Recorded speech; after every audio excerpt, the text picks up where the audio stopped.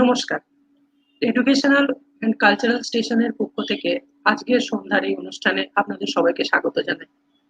আজ আমরা আমাদের মধ্যে পেয়েছি শ্রদ্ধেয় স্বামী সর্বপ্রিয়ানন্দজি মহারাজকে।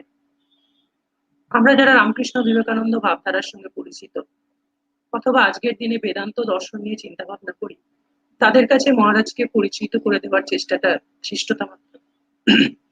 তবুও আমাদের সব ধরনের দর্শকদের কথা মাথায় রেখে দু একটা কথা বলতেই হয়। মহারাজ রামকৃষ্ণ মঠ এবং মিশনে একজন ব্রহ্মচারী হিসেবে 1994 খ্রিস্টাব্দে যোগদান করেন এবং 2004 সালে সন্ন্যাস লাভ করেন। এই দীর্ঘ 26 বছরের যে সংঘজীবন, তার মধ্যে উনি রামকৃষ্ণ মঠ ও মিশনের বিভিন্ন গুরুত্বপূর্ণ দায়িত্ব পালন করেছেন, যার মধ্যে অবশ্যই বলতে হবে রামকৃষ্ণ মিশন বিদ্যাপীঠ দেওঘরের সহ অধ্যক্ষের ভার, রামকৃষ্ণ মিশন শিক্ষণ মন্দিরের অধ্যক্ষের ভার। তিনি দীর্ঘদিন যুক্ত ছিলেন রামকৃষ্ণ মিশন বিবেকানন্দ বিশ্ববিদ্যালয়ের সঙ্গে এবং বেলুর মঠে অবস্থিত ব্রহ্মচারী প্রশিক্ষণ কেন্দ্রের আচার্য হিসেবেও তিনি দায়িত্ব পালন করেছেন। বর্তমানে মহারাজ বেদান্ত সোসাইটি অফ নিউ ইয়র্কে মিনিস্টার ইনচার্জ এবং স্পিরিচুয়াল লিডার হিসেবে দায়িত্বভার পালন করছেন। মহারাজ তার এই ব্যস্ত জীবনের মধ্য থেকে আমাদের জন্য সময় বের করে দিয়েছেন, এর জন্য আমরা কৃতজ্ঞ এবং চ্যানেল এবং দর্শক প্রত্যেকের তরফ থেকে মহারাজকে আমরা ধন্যবাদ জানাই এবং প্রণাম জানাই। মহারাজ প্রণাম। নমস্কার। আচ্ছা, দর্শকদের সুবিধার্থে আমি আজকের অনুষ্ঠানটি কেমন হতে চলেছে তার একটি ছোট্ট রূপরেখা দিয়ে রাখছি। আজকের আলোচনার বিষয় দৈনন্দিন জীবনে আধ্যাত্মিকতা। এই বিষয়ে মহারাজ আলোচনা করবেন। মহারাজ প্রথমে আলোচনা শেষ করবেন, তারপর আমরা দর্শকদের তরফ থেকে যে সমস্ত প্রশ্ন উঠে আসবে সেই প্রশ্ন নিয়ে আলোচনা করব। এই দুটি পর্বে আমরা আজকের অনুষ্ঠানটাকে ভাগ করতে চলেছি। প্রাথমিক এই পর্বকে আমরা দীর্ঘায়িত করতে চাইছি না, আমরা সরাসরি চলে যাব মহারাজের কাছে। দৈনন্দিন জীবনে আধ্যাত্মিকতা এই বিষয়ে মহারাজ আজকের জন্য আমাদের সঙ্গে আলোচনা করবেন। নমস্কার, আমি একটি শান্তি মন্ত্র দিয়ে আরম্ভ করছি। ওম আসতো মা সদ্গময় তমসো মা জ্যোতির্গময় মৃত্যুর্মা অমৃতম গময়। ওম শান্তি শান্তি শান্তি। নমস্কার। আজকে এই সুযোগটা পেয়ে আমি নিজেকে খুবই ধন্য মনে করছি। অনেকদিন বাংলা বলার সুযোগ হয়নি, বাংলাতে কোনো বক্তৃতা দেওয়ার, কিন্তু এখন একটু একটু সুযোগ হচ্ছে। এই কোভিড পরিস্থিতির জন্য অনেক জায়গায় প্রোগ্রাম এখন হচ্ছে, আর ইন্ডিয়ার থেকেও অনেক রকম ইনভিটেশন। তো অনেক বছর পরে আমি হিন্দিতে বলার সুযোগ পেলাম একবার, আর বাংলাতে এই দ্বিতীয়বার অনেক দিন পরে, হয়তো কত 5-6 বছর পরে বলার সুযোগ হচ্ছে। তাই কখনো কখনো হয়তো একটু বাংলা আর ইংরেজি শব্দ মিশিয়ে বলবো। আলোচ্য বিষয় দৈনন্দিন জীবনে আধ্যাত্মিকতা। এখানে দুটো প্রশ্ন জাগে। একটা হচ্ছে আধ্যাত্মিকতা, আধ্যাত্মিকতা কি এবং তার প্রয়োজনীয়তা কি, আর তারপরে দ্বিতীয় প্রশ্ন হচ্ছে দৈনন্দিন জীবনে আধ্যাত্মিকতার কি ভূমিকা এবং প্রয়োজনীয়তা কি। তো সেই দুটি কথা এই এই আলোচনা আমরা করব, আর তারপরে আপনাদের যা প্রশ্ন থাকবে তার সঙ্গে আমরা একটু সেটা আলোচনাটাকে আরো একটু প্রসারিত করতে পারবো। আধ্যাত্মিকতা, স্পিরিচুয়ালিটি কি এবং তার প্রয়োজনীয়তা কি। রিলিজিয়ন ও স্পিরিচুয়ালিটি দুটি শব্দ, যেটা তথাকথিত সাধারণভাবে ধর্ম বলে আমরা বুঝি। তারপরে তার থেকে আরেকটু ঊর্ধ্ব, যেটাকে আমরা হাইয়ার রিলিজিয়ন বলতে পারি কিংবা স্পিরিচুয়ালিটি বলতে পারি। দুটো ভাগে আমি ভাগ করতে চাই। দুটো তফাৎ কি?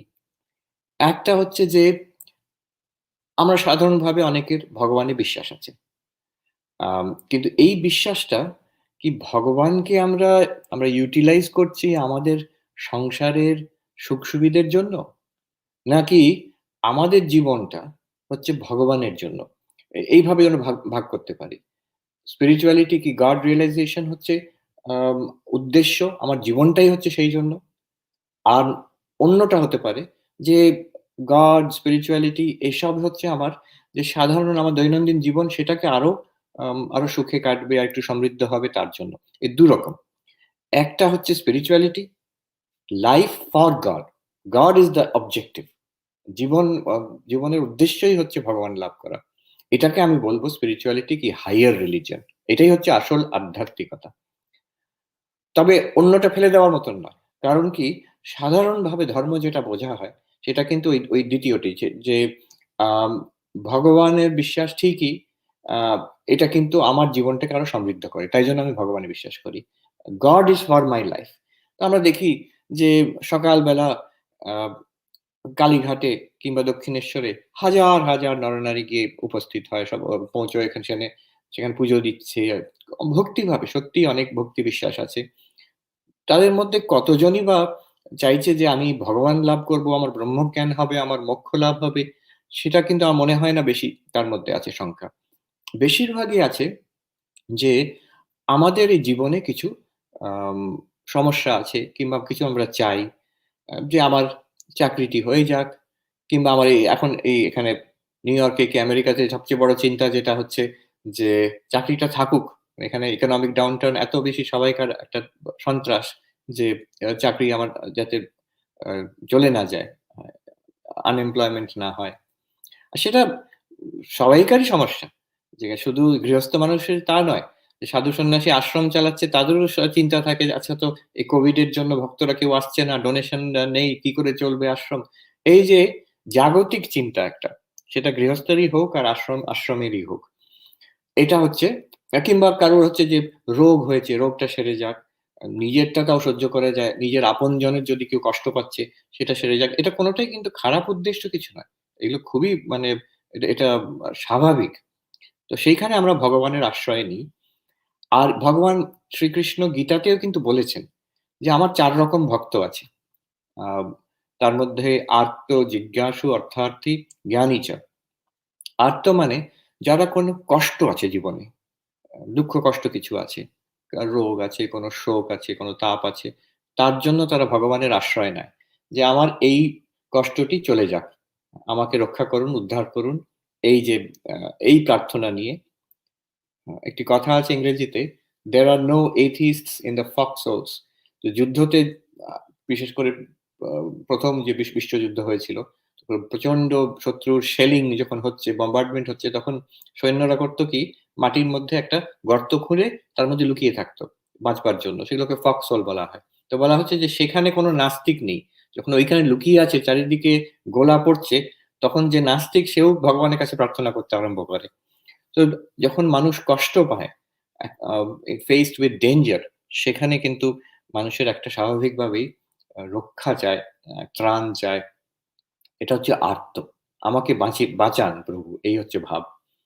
আরেকটা হতে পারে, আরেক রকম ভক্ত হতে পারেন যারা হচ্ছেন অর্থার্থী। অর্থার্থী মানে তেমন কোনো ডেঞ্জার এক্ষুনি নেই, তেমন কোনো দুঃখ এক্ষুনি নেই। কিন্তু চাহিদা আছে যে আমি আরো আমার পয়সা হোক, আরো আমার এই পরীক্ষাটা পাস হয়ে যাক, আমার চাকরিতে প্রমোশন হোক, কিছু হোক একটা। আরো বেশি, বেশি চাই আমার। এরাও ভগবানের কাছে প্রার্থনা করেন। অনেকেই আছেন যারা পুজো দিচ্ছেন যাতে কিছু একটা উম আ সংসারে চাই, সেটা পেয়ে যাব।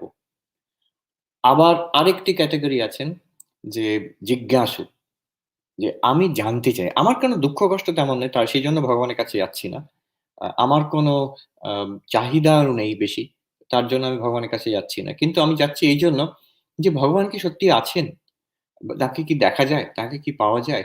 এই যে এইটা হচ্ছে entry into the higher spirituality. এই যে আধ্যাত্মিকতা শব্দটা বলি, কিন্তু এটা এখানে আরম্ভ হয়। তার আগে যেগুলো, এগুলো হচ্ছে যে সাধারণ ধর্ম, কনভেনশনাল রিলিজিয়ন। মেজরিটি ওইখানে। আর যেটা আমরা সমগ্রভাবে ধর্মকে বুঝি, সেটা কিন্তু ওই সাধারণ ধর্ম যেটা, যেটাকে শঙ্করাচার্য বলছেন দার্শনিক ভাষায় প্রবৃত্তি লক্ষণা ধর্ম। আমি জগতে ধর্ম, অর্থ, কাম এইগুলো চাই। আমার টাকা-পয়সা হোক, আমার যে আ আনন্দ করার যে স্পৃহা আছে সেটা পূর্ণ হোক। আর তার জন্য আমি একটা ধার্মিক জীবন যাপন করব। এটাকে প্রবৃত্তি ধর্ম বলে। আর বিশ্বের সব ধর্মের মধ্যে এটা আছে আর এটাই মেজরিটি। কিন্তু আধ্যাত্মিকতা হচ্ছে এর ওপরে। নরেন্দ্রনাথ যখন ঠাকুরের কাছে গিয়ে জিজ্ঞেস করছেন, সবাইকার কাছে গিয়ে জিজ্ঞেস করছেন তখনকার দিনে কলকাতায় বড়, বড় মনীষী যারা আছেন, "আপনি কি ভগবানকে দেখেছেন?" তার জবাবটা পেলেন শ্রীরামকৃষ্ণের কাছে। আর তখনই নরেন্দ্রনাথ শ্রীরামকৃষ্ণের শিষ্য হলেন, পরবর্তীকালে বিবেকানন্দ।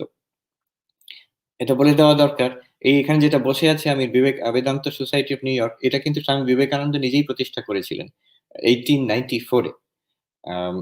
কালকে আমি গতকাল এই সেন্ট্রাল পার্কের পাশে হাঁটছিলাম, তো একটি লোক, সে অবাক হয়ে গেল যে 125 বছর, প্রায় 130 বছর আগে একটা ইন্ডিয়ান আশ্রম, হিন্দু ধর্মের আশ্রম একটা নিউ ইয়র্কে আছে, তো আমরা জানতাম না। প্রথম এটা স্বামী বিবেকানন্দ প্রতিষ্ঠা করেছিলেন। উনি বিবেকানন্দ হলেন এই প্রশ্ন নিয়ে।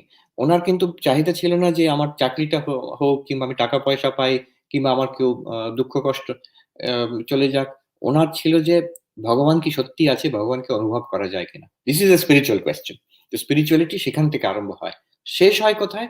শ্রীকৃষ্ণ যেটা বলছেন, চতুর্থ রকমের ভক্ত আছে আমার, জ্ঞানী চ, যার ভগবান লাভ হয়ে গেছে, যার কাছে ভগবান অনুভবের বস্তু। ঠাকুর বলছেন আমি দেখতে পাই যে, যে কথা কয় যে একদম ডাইরেক্ট অনুভব হচ্ছে তার অফ এ ডিভাইন রিয়ালিটি। তো এইটি হচ্ছে জ্ঞানী। আর এই 4 রকমই শ্রীকৃষ্ণ কিন্তু কাউকে কন্ডেম করছেন না, এই 4 রকমই কিন্তু ভক্ত। উনি বলছেন যে জাগতিক জিনিস কিছু চায়, দুঃখ কষ্ট থেকে ত্রাণ চায়, তারাও ভক্ত। আর যে জিজ্ঞাসু, ধর্মের বিষয়ে জিজ্ঞাসু, আর যার জ্ঞান হয়ে গেছে, তারাও ভক্ত। কিন্তু এখানে দুটো ভাগ করে দিচ্ছি আমি, যে প্রথম দুটি তারা হচ্ছে কনভেনশনাল রিলিজিয়ন, সাধারণ ধর্ম। আর আধ্যাত্মিকতা বলতে এই যে মোক্ষের, the quest for moksha, the quest for knowledge, quest for liberation, মুক্তির জন্য, নির্বাণের জন্য, ভগবান দর্শনের জন্য, যে এটা হাজার হাজার বছর ধরে, বিশেষ করে আমাদের ভারতবর্ষে অনেক সিকার্স, যারা যোগী, জ্ঞানী, ভক্ত, তারা কিন্তু এই সন্ধানে ছিল। আর যারা আমরা যাদের মহাপুরুষ বলে গণ্য করি, আধ্যাত্মিক যারা ব্রহ্মজ্ঞানী, মহান ভক্ত যারা, আধ্যাত্মিক ক্যাটাগরি, স্পিরিচুয়াল, এটাকে আমি স্পিরিচুয়ালিটি বলছি, অন্যটাকে বলছি কনভেনশনাল রিলিজিয়ন, আর এটাকে বলছি স্পিরিচুয়ালিটি। এটা কি দরকার? টাকা পয়সা, চাকরি, রোগ নিবারণ, এটা বোঝা যায়, এটা কেউ জিজ্ঞেস করবে না কি দরকার, এটা তো বোঝা যায়। কিন্তু এই যে স্পিরিচুয়ালিটি, আমার জীবনটাই হচ্ছে ভগবানের জন্য, এটা কি দরকার? দরকার এইরকম একটা ছোট কথা বলি। কিছুদিন আগেই একটি ছেলে, এখানে ভারতীয়, নিউ ইয়র্কে খুব বড় চাকরি করে, কম বয়সের ছেলে। তো সে আমাকে বলছিল যে কিছুদিন হলো এখানে বেদান্ত সোসাইটিতে আসছে, বলছিল যে আমার বাবা মা অর্থাৎ সাধারণ পরিবারের, হিন্দি ভাষী তারা, তো তারা খেটে খুঁটে আমাকে পড়াশোনা করিয়ে আমাকে আমি এখানে পৌঁছে গেছি। এবার আমি বাবা মাকে জিজ্ঞেস করলাম এরপরে কি? তো পড়াশোনা করলাম, চাকরি পেয়ে গেলাম, আমেরিকায় এসেছি, নিউ ইয়র্কে থাকি, আর অনেক টাকা পয়সা পাচ্ছি কম বয়সে। সে বলছিল যে আমি প্রতি মাসে যা আয় করেছে তার থেকে বেশি, কোনো অভাব নেই, আর আর এর চেয়ে বেশি কি চাই আমি? কিন্তু এখন মনে হচ্ছে এরপর, তারপরে কি হবে এখন? এই কি চলবে? তো বলে আমি বাবা মাকে জিজ্ঞেস করলাম এবার কি করব? বাবা মা বলছেন যে বাবা আমরা তো সেটা জানি না, আমরা তো টাকা পয়সা অর্জন করে তোমাকে ভালো একটা শিক্ষা ব্যবস্থা করেছি, একটা গুড এডুকেশন, আর তুমি তোমার নিজের ট্যালেন্ট পরিশ্রমে এখন যেখানে তুমি পৌঁছে গেছো। আমরা তো ভেবেছিলাম এই অবধি, আমরা ভেবেছি, এরপরে কি আমরা কোনো ভাবিনি। কিন্তু এই হচ্ছে প্রশ্ন এরপরে, what is the purpose and meaning of it. আমি এখানে অনেক দেখেছি, ভারতীয় কমিউনিটি যেটা, সেটা বিশেষ করে খুব সমৃদ্ধ। তারা আম, অনেকেই হচ্ছেন খুব উচ্চশিক্ষিত। তারা এখানে এসে ডাক্তার, ইঞ্জিনিয়ার, সায়েন্টিস্ট, প্রফেসর এসব হয়েছেন, অনেক টাকা পয়সা অর্জন করেছেন, নাম যশ হয়েছে। এবার ছেলেমেয়েরা এখানে বড় হয়েছে, আমেরিকান হিসেবেই বড় হয়েছে, তারা বড় হয়ে চলে গেছে। এবার অনেক জায়গায় দেখেছি বুড়ো আর বুড়ি বসে আছেন, বিরাট বড় প্রাসাদের মতন বাড়ি, একা। এখন এবার কি, সেই প্রশ্ন। মানে এই যুবকটির প্রশ্ন, তার ভাগ্য ভালো, তার একটি আধ্যাত্মিক সংস্কার আছে, তার প্রথমেই জেগেছে, এখনই জেগে গেছে তার প্রশ্নটা। তাদের অনেক পরে জাগে, সবকিছু হয়ে যাওয়ার পরে বুড়ো বয়সে জাগে। কিন্তু এই প্রশ্নটি হচ্ছে আধ্যাত্মিক প্রশ্ন। প্রশ্ন হচ্ছে meaning in life, what is the purpose. এটা আমি খুব দেখি এখানে, যেখানে যা চাইতে পারে মানুষ সবই পেয়ে গেছে, পেয়ে গিয়ে কিন্তু কোনো সন্তোষ নেই, দুঃখ কষ্টেরও কোনো শেষ নেই। অন্তরে একটা ইন্টারনাল রেস্টলেসনেস, আনহ্যাপিনেস, কিভাবে জীবন কাটাবো, এটার কি অর্থ হলো? দিনরাত খাটছে এখানে মানুষ, ছুটছে। এই নিউ ইয়র্কের স্লোগান হচ্ছে যে the city that never sleeps. New York হচ্ছে সিটি দ্যাট নেভার স্লিপস, লেখা থাকে city that dreams but never sleeps, স্বপ্ন দেখে সবাই এখানে, কিন্তু ঘুমোবার সময় নেই, এত এত খাটে এখানে। অবশ্যই কোভিড এর জন্য অনেক ঠান্ডা হয়ে গেছে এখন। তো জীবনের উদ্দেশ্য কি, আলটিমেট এইম অ্যান্ড পারপাস, যে দেখুন কেউ বলতে পারে কেন, এই তো টাকা পয়সা হলো, সুখে থাকছে, আরামে থাকছে, এর চেয়ে বেশি আর কি চাই? কিন্তু এর চেয়ে বেশি চাই, আমাদের আসলে চাই সুখ চাই, আনন্দ চাই, দুঃখের থেকে যাতে পার হতে পারি। এই সংস্কৃততে বলে দুঃখ নিবৃত্তি, আনন্দ প্রাপ্তি। এটা কিন্তু সবাই চায়। এই যারা বলছে টাকা পয়সা চাই, ভালো শিক্ষা চাই, একটা খুব বড় পজিশনে থাকবো, এগুলোর দ্বারা কি চায় সে? সে কিন্তু ওই সুখ চায়, সেই আনন্দ চায়, আর দুঃখ কষ্টের পারে যেতে চায়। সবাই সেটাই চায়। এবার জাগতিক উপায় দিয়ে, জগৎ থেকে, সংসার থেকে যা পাওয়া যায়, সব পেয়েও সুখ শান্তি হচ্ছে না, দুঃখ কষ্ট যাচ্ছে না। সেইখানেই প্রশ্ন উঠছে যে এমন কি কিছু আছে যেটা চিরকালের জন্য, যেটার থেকে সত্যি সত্যি শান্তি পাওয়া যায়, যেটাতে সত্যি সত্যি দুঃখের পারে যাওয়া যায়? যেটা ভগবান বুদ্ধের, যে প্রিন্স সিদ্ধার্থ ছিলেন, তার প্রশ্ন ছিল যে দুঃখ আছে, দুঃখের পারে যাওয়া যায় কি? যে ভগবান বুদ্ধ শেখাচ্ছেন যে এই জগতে দুঃখ আছে, প্রথম আর্য সত্য। দ্বিতীয় হচ্ছে যে দুঃখের একটা কারণ আছে, সেটা হচ্ছে তৃষ্ণা। আর তৃতীয় আর্য সত্য হচ্ছে যে দুঃখের পারে যাওয়া যায়, নির্বাণ তাকে বলছে। আর চতুর্থ হচ্ছে এর একটা উপায় আছে, একটা টেকনিক আছে, অষ্টাঙ্গ মার্গ বলছে। এটা কিন্তু this is the framework of all spirituality. আধ্যাত্মিকতার এটা যে উচ্চ হাইয়ার রিলিজন, এটা হচ্ছে সেটাই, সব জায়গায় সেটাই হচ্ছে ফ্রেমওয়ার্ক। যে আমার যে সমস্যাটা, সেটা সংসারে সাকসেসফুল হয়েও মিটলো না, এবার মেটাবার কোনো উপায় আছে কিনা। বেরিয়ে দেখি আমরা কর্মকাণ্ড আছে, যাগযজ্ঞ, তোমার যা চাই, শত্রু বিজয় করতে চাও, এই যজ্ঞ যাও, সন্তান চাই, এই যজ্ঞ, বৃষ্টি হোক, ফসল হবে, এই যজ্ঞ, হ্যাঁ, মৃত্যুর পরে আমি আনন্দে থাকবো স্বর্গে গিয়ে, ওই যজ্ঞ করো। কিন্তু সেখানে বলে দেওয়া হচ্ছে যে এই সব কিছুর কিন্তু শেষ আছে, এগুলো পাবে তুমি, এমনকি স্বর্গে গেলেও আবার ফিরে আসতে হয়। গীতাতে আছে ক্ষীণে পুণ্যে মর্ত্যলোকম বিশন্তি, একদম যেখানে কোনো দুঃখ কষ্ট নেই, খুব আনন্দে থাকবে, কিন্তু একটাই সমস্যা, যে সেই স্বর্গরাজ্য একদিন শেষ হবে, সেই পুণ্য ফুরিয়ে গেলে আবার এখানে ফিরতে হবে। তো চিরকালের জন্য সুখ শান্তি আনন্দ, চিরকালের জন্য দুঃখ নিবৃত্তি হওয়ার কোনো উপায় আছে কিনা? সেখানে বেদ বলছে, এই দেখো উপনিষদে এসো, তোমার যদি এই প্রশ্নটা জেগেছে, তাহলে তোমাকে উপনিষদে আসতে হবে, কর্মকাণ্ডের দ্বারা হবে না, বেদান্ততে আসতে হবে। ভগবান বুদ্ধ বলছেন, এই আমি বুদ্ধিজম, যেটা বুদ্ধের ধম্ম, উনি শিক্ষা দিচ্ছেন যে এটা হচ্ছে this is the higher spirituality, এটাই হচ্ছে আধ্যাত্মিকতা। এইটাই আধ্যাত্মিকতার প্রয়োজনীয়তা। কেন আধ্যাত্মিকতা?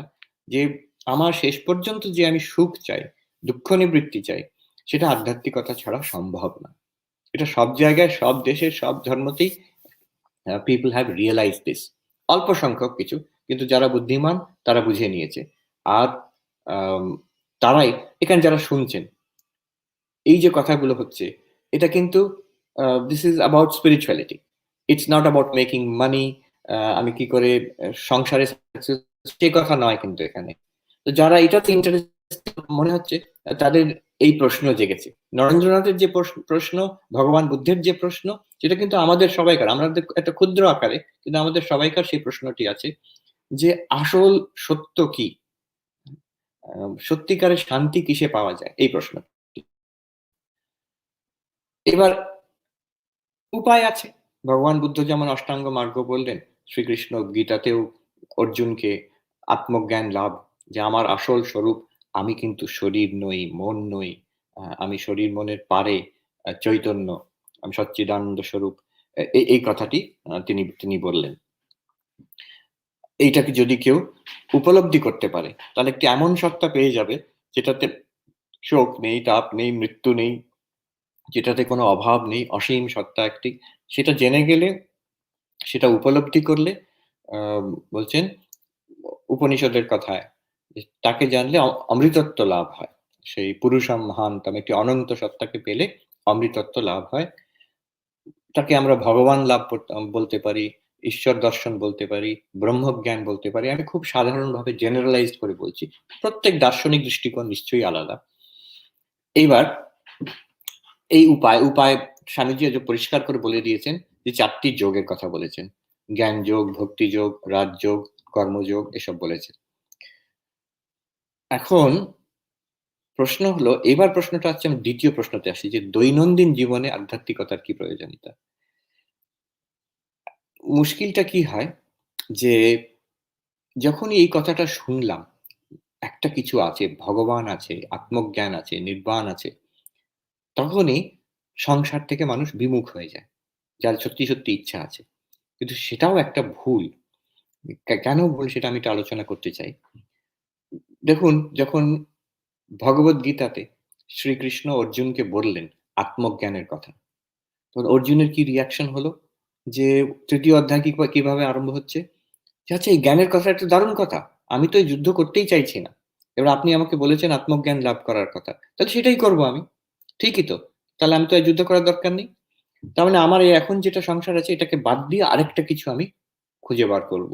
এই কুরুক্ষেত্র ছেড়ে দিয়ে আমি হয়তো হিমালয়ে চলে যাব। এরকম একটি ভাব। ৩য় অধ্যায় ভগবত গীতাতে কিন্তু ওই নিয়ে আরম্ভ হচ্ছে। যে জ্ঞান এবং কর্ম। যদি জ্ঞানটাই বড়, তাহলে কর্মের কথা আমাকে কেন বলছো? এই যে একটা ঘোর কর্ম, একটা বিশ্রী কর্ম, যুদ্ধের মধ্যে আমাকে ঠেলে দিচ্ছ কেন? সেইখানেই আসছে আমাদের যে আজকের বিষয়, দৈনন্দিন জীবনে আধ্যাত্মিকতা। সেই প্রসঙ্গটা কিন্তু একই প্রসঙ্গ যেটা শ্রীকৃষ্ণ অর্জুনকে শেখাচ্ছেন। কেন কর্মযোগ দরকার? এই কুরুক্ষেত্র যুদ্ধটা তুমি আগে সাংসারিক কারণের জন্য করছিলে। অর্জুন কুরুক্ষেত্রে কি জন্য এসেছিল? যে তার যে ন্যায্য প্রাপ্ত যে রাজ্য, তার এবং ভাইদের, সেটাকে অন্যায়ভাবে তাদের বঞ্চিত করা হচ্ছিল। কৌরবরা অনেক রকম অত্যাচার করেছে তাদের উপরে। দ্রৌপদীর উপরে অত্যাচার করেছে। তার প্রতিশোধ নেওয়ার জন্য তাদের যে ন্যায্য প্রাপ্ত যেটা অধিকার, সেটা নেওয়ার জন্য, এগুলো সব কিন্তু সাংসারিক কারণ। সবটাই ঠিক, কিন্তু সাংসারিক কারণ। তার জন্য এসেছিল। এবার কি হলো? যে একটু কিছু ভেবে তখন মনে হলো যে যতই যাই হোক, এরা তো আমার রিলেটিভ, আমারই ভাই এরা। তাদের খুন করে আমি কি রাজ্য ভোগ করতে পারবো? এই গীতাতে উনি ১ম অধ্যায়তে ২য় অধ্যায়তে বলছেন অর্জুন। অতএব আমার দরকার নেই এগুলো। তো যে কারণের জন্য এসেছিল সেটা আমার দরকার নেই। অতএব যুদ্ধটা করব না আমি। এবার শ্রীকৃষ্ণ বলছেন যে তোমার এখন একটা আধ্যাত্মিক উদ্দেশ্য এসে গেছে। তুমি কিন্তু you have moved from conventional religion to spirituality. তুমি তথাকথিত যে সাধারণ ধর্ম, সেটার থেকে তুমি এবার উত্তীর্ণ হয়ে এবার আধ্যাত্মিক জগতে এসে গেছো। তুমি এবার আত্মজ্ঞান লাভ করতে চাও, ব্রহ্মজ্ঞান লাভ করতে চাও। অর্জুন বলছেন হ্যাঁ ঠিক, তাহলে যুদ্ধটা করবো না? যে না, তোমাকে যুদ্ধটা কিন্তু করতে হবে। এই যে আধ্যাত্মিকতা লাভ করা, এটার সঙ্গে দৈনন্দিন জীবনের যে আমরা পার্থক্য সাধারণভাবেই করে দিই, এটা কিন্তু ভুল হয়ে যায় একটা। এইবার দেখুন, এই শ্রীকৃষ্ণ কি বলছেন অর্জুনকে? মাম অনুস্মারা যুধ্যা চ। যদি ভগবদ্গীতা সমগ্র ৭০০টি শ্লোকের ৭০০ শ্লোকের একটা নির্যাস আমরা যদি চাই, প্র্যাকটিক্যাল কি করবো এক্ষুনি? একটা কথা শ্রীকৃষ্ণের, মাম অনুস্মারা যুধ্যা চ। আমাকে স্মরণ করো। সবসময় তোমার মনটি আমাতে রেখো। আমাতে মানে ভগবানে রেখো। কৃষ্ণ বলছেন নিজেকে ভগবান রূপে। আম আমাতে তোমার মন রেখো এবং তোমার কর্তব্যটি করো। যুদ্ধ মানে যুদ্ধটি করো। মানে তোমার কর্তব্য করে যাও। তোমার সংসারে যে কর্তব্য সেটা করে যাও। এবার দেখুন, এই যে সবচেয়ে ভাইটাল এখানে হচ্ছে মানে এন্ড, এবং এটা প্লাস ওটা, দুটোই। উনি বললেন না শুধু তুমি ভগবানের চিন্তা কর, শেষ হয়ে গেল। না, উনি এটা শুধু বললেন না, না, না তোমাকে যুদ্ধটা করতে হবে, শেষ হয়ে গেল। না, এই দুটোই করতে হবে। তুমি যদি সত্যি, সত্যি আধ্যাত্মিকতা চাও, ভগবানকে ধরতে হবে এবং সংসার করতে হবে। সংসার করতে হবে মানে ভগবানের আলোয়, ভগবানের সেবা হিসেবে, কর্মযোগ হিসেবে। যেটা আগে কর্ম ছিল, এবার কর্মযোগ হিসেবে করতে হবে। একই জিনিস আমরা পাই বাইবেলে। যীশুখ্রিস্টকে যারা ওনার শিষ্যরা, তারা তো সবাই ইহুদি। তো তারা জিজ্ঞেস করছেন যে which is the most important commandment? Jewish ধর্মতে, জুডাইজমে অনেক কমান্ডমেন্ট। আমরা তো ছোটবেলায় শুনেছিলাম 10 কমান্ডমেন্টস, সেগুলো তো মেইন 10টা কমান্ডমেন্ট আছে। কিন্তু ওদের, আমি একজন রাবাই আমাকে বলছিলেন 530টি কমান্ডমেন্ট আছে, 530। অতএব স্বাভাবিক প্রশ্ন এলো সবচেয়ে ইম্পর্টেন্ট কোনটা? এতগুলো কে মনে রাখবে? কমান্ডমেন্ট মানে বিধি। তো 530টি এর মধ্যে কোনটা করব, কোনটা ইম্পর্টেন্ট? তো যীশু খ্রিস্ট বলছেন তার শিষ্যদের, লাভ দ্য লর্ড দাই গড উইথ অল দাই হার্ট অ্যান্ড অল দাই মাইট। ভগবানকে ভালোবাসো, এটা এটা হচ্ছে সবচেয়ে ইম্পর্টেন্ট। অ্যান্ড এই দেখুন সেই অ্যান্ড এবং অ্যান্ড লাভ দাই নেইবার, তোমার পার্শ্ববর্তী যারা আছেন তাদের ভালোবেসো। শুধু তোমার নিজের ফ্যামিলিকে নয়, আশেপাশে যারা আছেন তোমার কমিউনিটি, দেশে এবং সারা বিশ্বকে, নেইবারকে, সারা বিশ্বই হচ্ছে আমার নেইবার, ভালোবাসতে হবে সবাইকে। এই দেখুন, এই যে একটা হচ্ছে আধ্যাত্মিক ভগবানকে ভালোবাসা, আবার এদিকে হচ্ছে যে সংসারে যারা আছেন এদের সেই একই কথা তিনি নিয়ে এলেন, কিন্তু এটাকে এড়িয়ে গেলে চলবে না। এদের সবাইকে বাদ দিয়ে আমি শুধু ভগবানকে নিয়ে থাকবো, প্রার্থনা করব না। তাহলে এদের নিয়েই থাকবো, ভগবানকে ছেড়ে দেবো না। দুটো, এই অ্যান্ড। এবার আজকের যুগে চলে আসুন। যে ঠাকুরের যে কথা, যে চোখ বন্ধ করলে তিনি আছেন, চোখ খুললে তিনি নেই। ঠাকুরের কথা যে এটা কিরকম ভগবান, যে চোখ ধ্যান করছি, ভেতরে দেখছি তিনি আছেন, চোখ খুললে কি তিনি নেই? না। উনি বলছেন যে কিভাবে থাকতে হবে। ঠাকুরের খুব ঘরোয়া উদাহরণ দিই, যে বাচ্চারা যেমন খেলে, দেখোনি যে বাড়ির একটা যে বাঁশ আছে যেটার দ্বারা বাড়িটা পিলারের মতন সাপোর্ট, সেটাকে ধরে ছোট ছোট বাচ্চারা বন বন করে ঘুরছে আর খুব আনন্দ করছে, হাসছে, কিন্তু তারা খুব সাবধান যে they don't let go of that pillar. সেই বাঁশটি যেটা ধরে আছে, এটা যেটা দিয়ে বন বন করে ঘুরছে, খেলছে, সেটা কিন্তু ছেড়ে দেন, ছেড়ে দিলেই জানে যে পড়ে যাবে, আঘাত পাবে। ঠিক তেমনই ঈশ্বরকে ধরে সংসারের সব কর্ম করবে। এটা ঠাকুরের একদম সাধারণ কথা, কিন্তু দেখুন একদম সেই যে গীতাতে মা মানুস্মরা যুদ্ধ দুটি জিনিস, আমাকে ধরে থাকো এবং যুদ্ধ করো।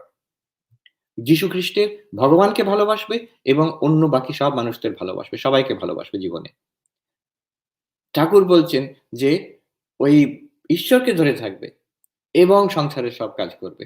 সেই বাচ্চারা যেমন ঘুরছে বন বন করে, তারা, আমার মনে আছে এই মন্ট্রিয়ালে একজন মহিলা, তিনি হচ্ছেন রিলিজিয়নের প্রফেসর। তো তিনি আমাকে একবার বলেছিলেন, তার খুব বুদ্ধিজমে ইন্টারেস্ট, তিনি জুইশ কিন্তু বুদ্ধিজমে খুব ইন্টারেস্ট, যে আমার খুব ইচ্ছে ছিল যে আমি সন্ন্যাসিনী হয়ে যাই, বুদ্ধিস্ট নান হয়ে যাই, কিন্তু আমার একটি ছোট ছেলে আছে, তো তাকে কে দেখবে আমি যদি ছেড়ে চলে যাই, অতএব আমি কি করব বুঝতে পারছি না। তখন আমি ওই ঠাকুরের গল্পটি বললাম, যে বাচ্চারা যেমন খেলে, এটাকে ধরে রেখে বন বন করে ঘুরছে, কিন্তু ওটাকে ছেড়ে দেয় না, ছেড়ে দিলে তারা আঘাত পাবে।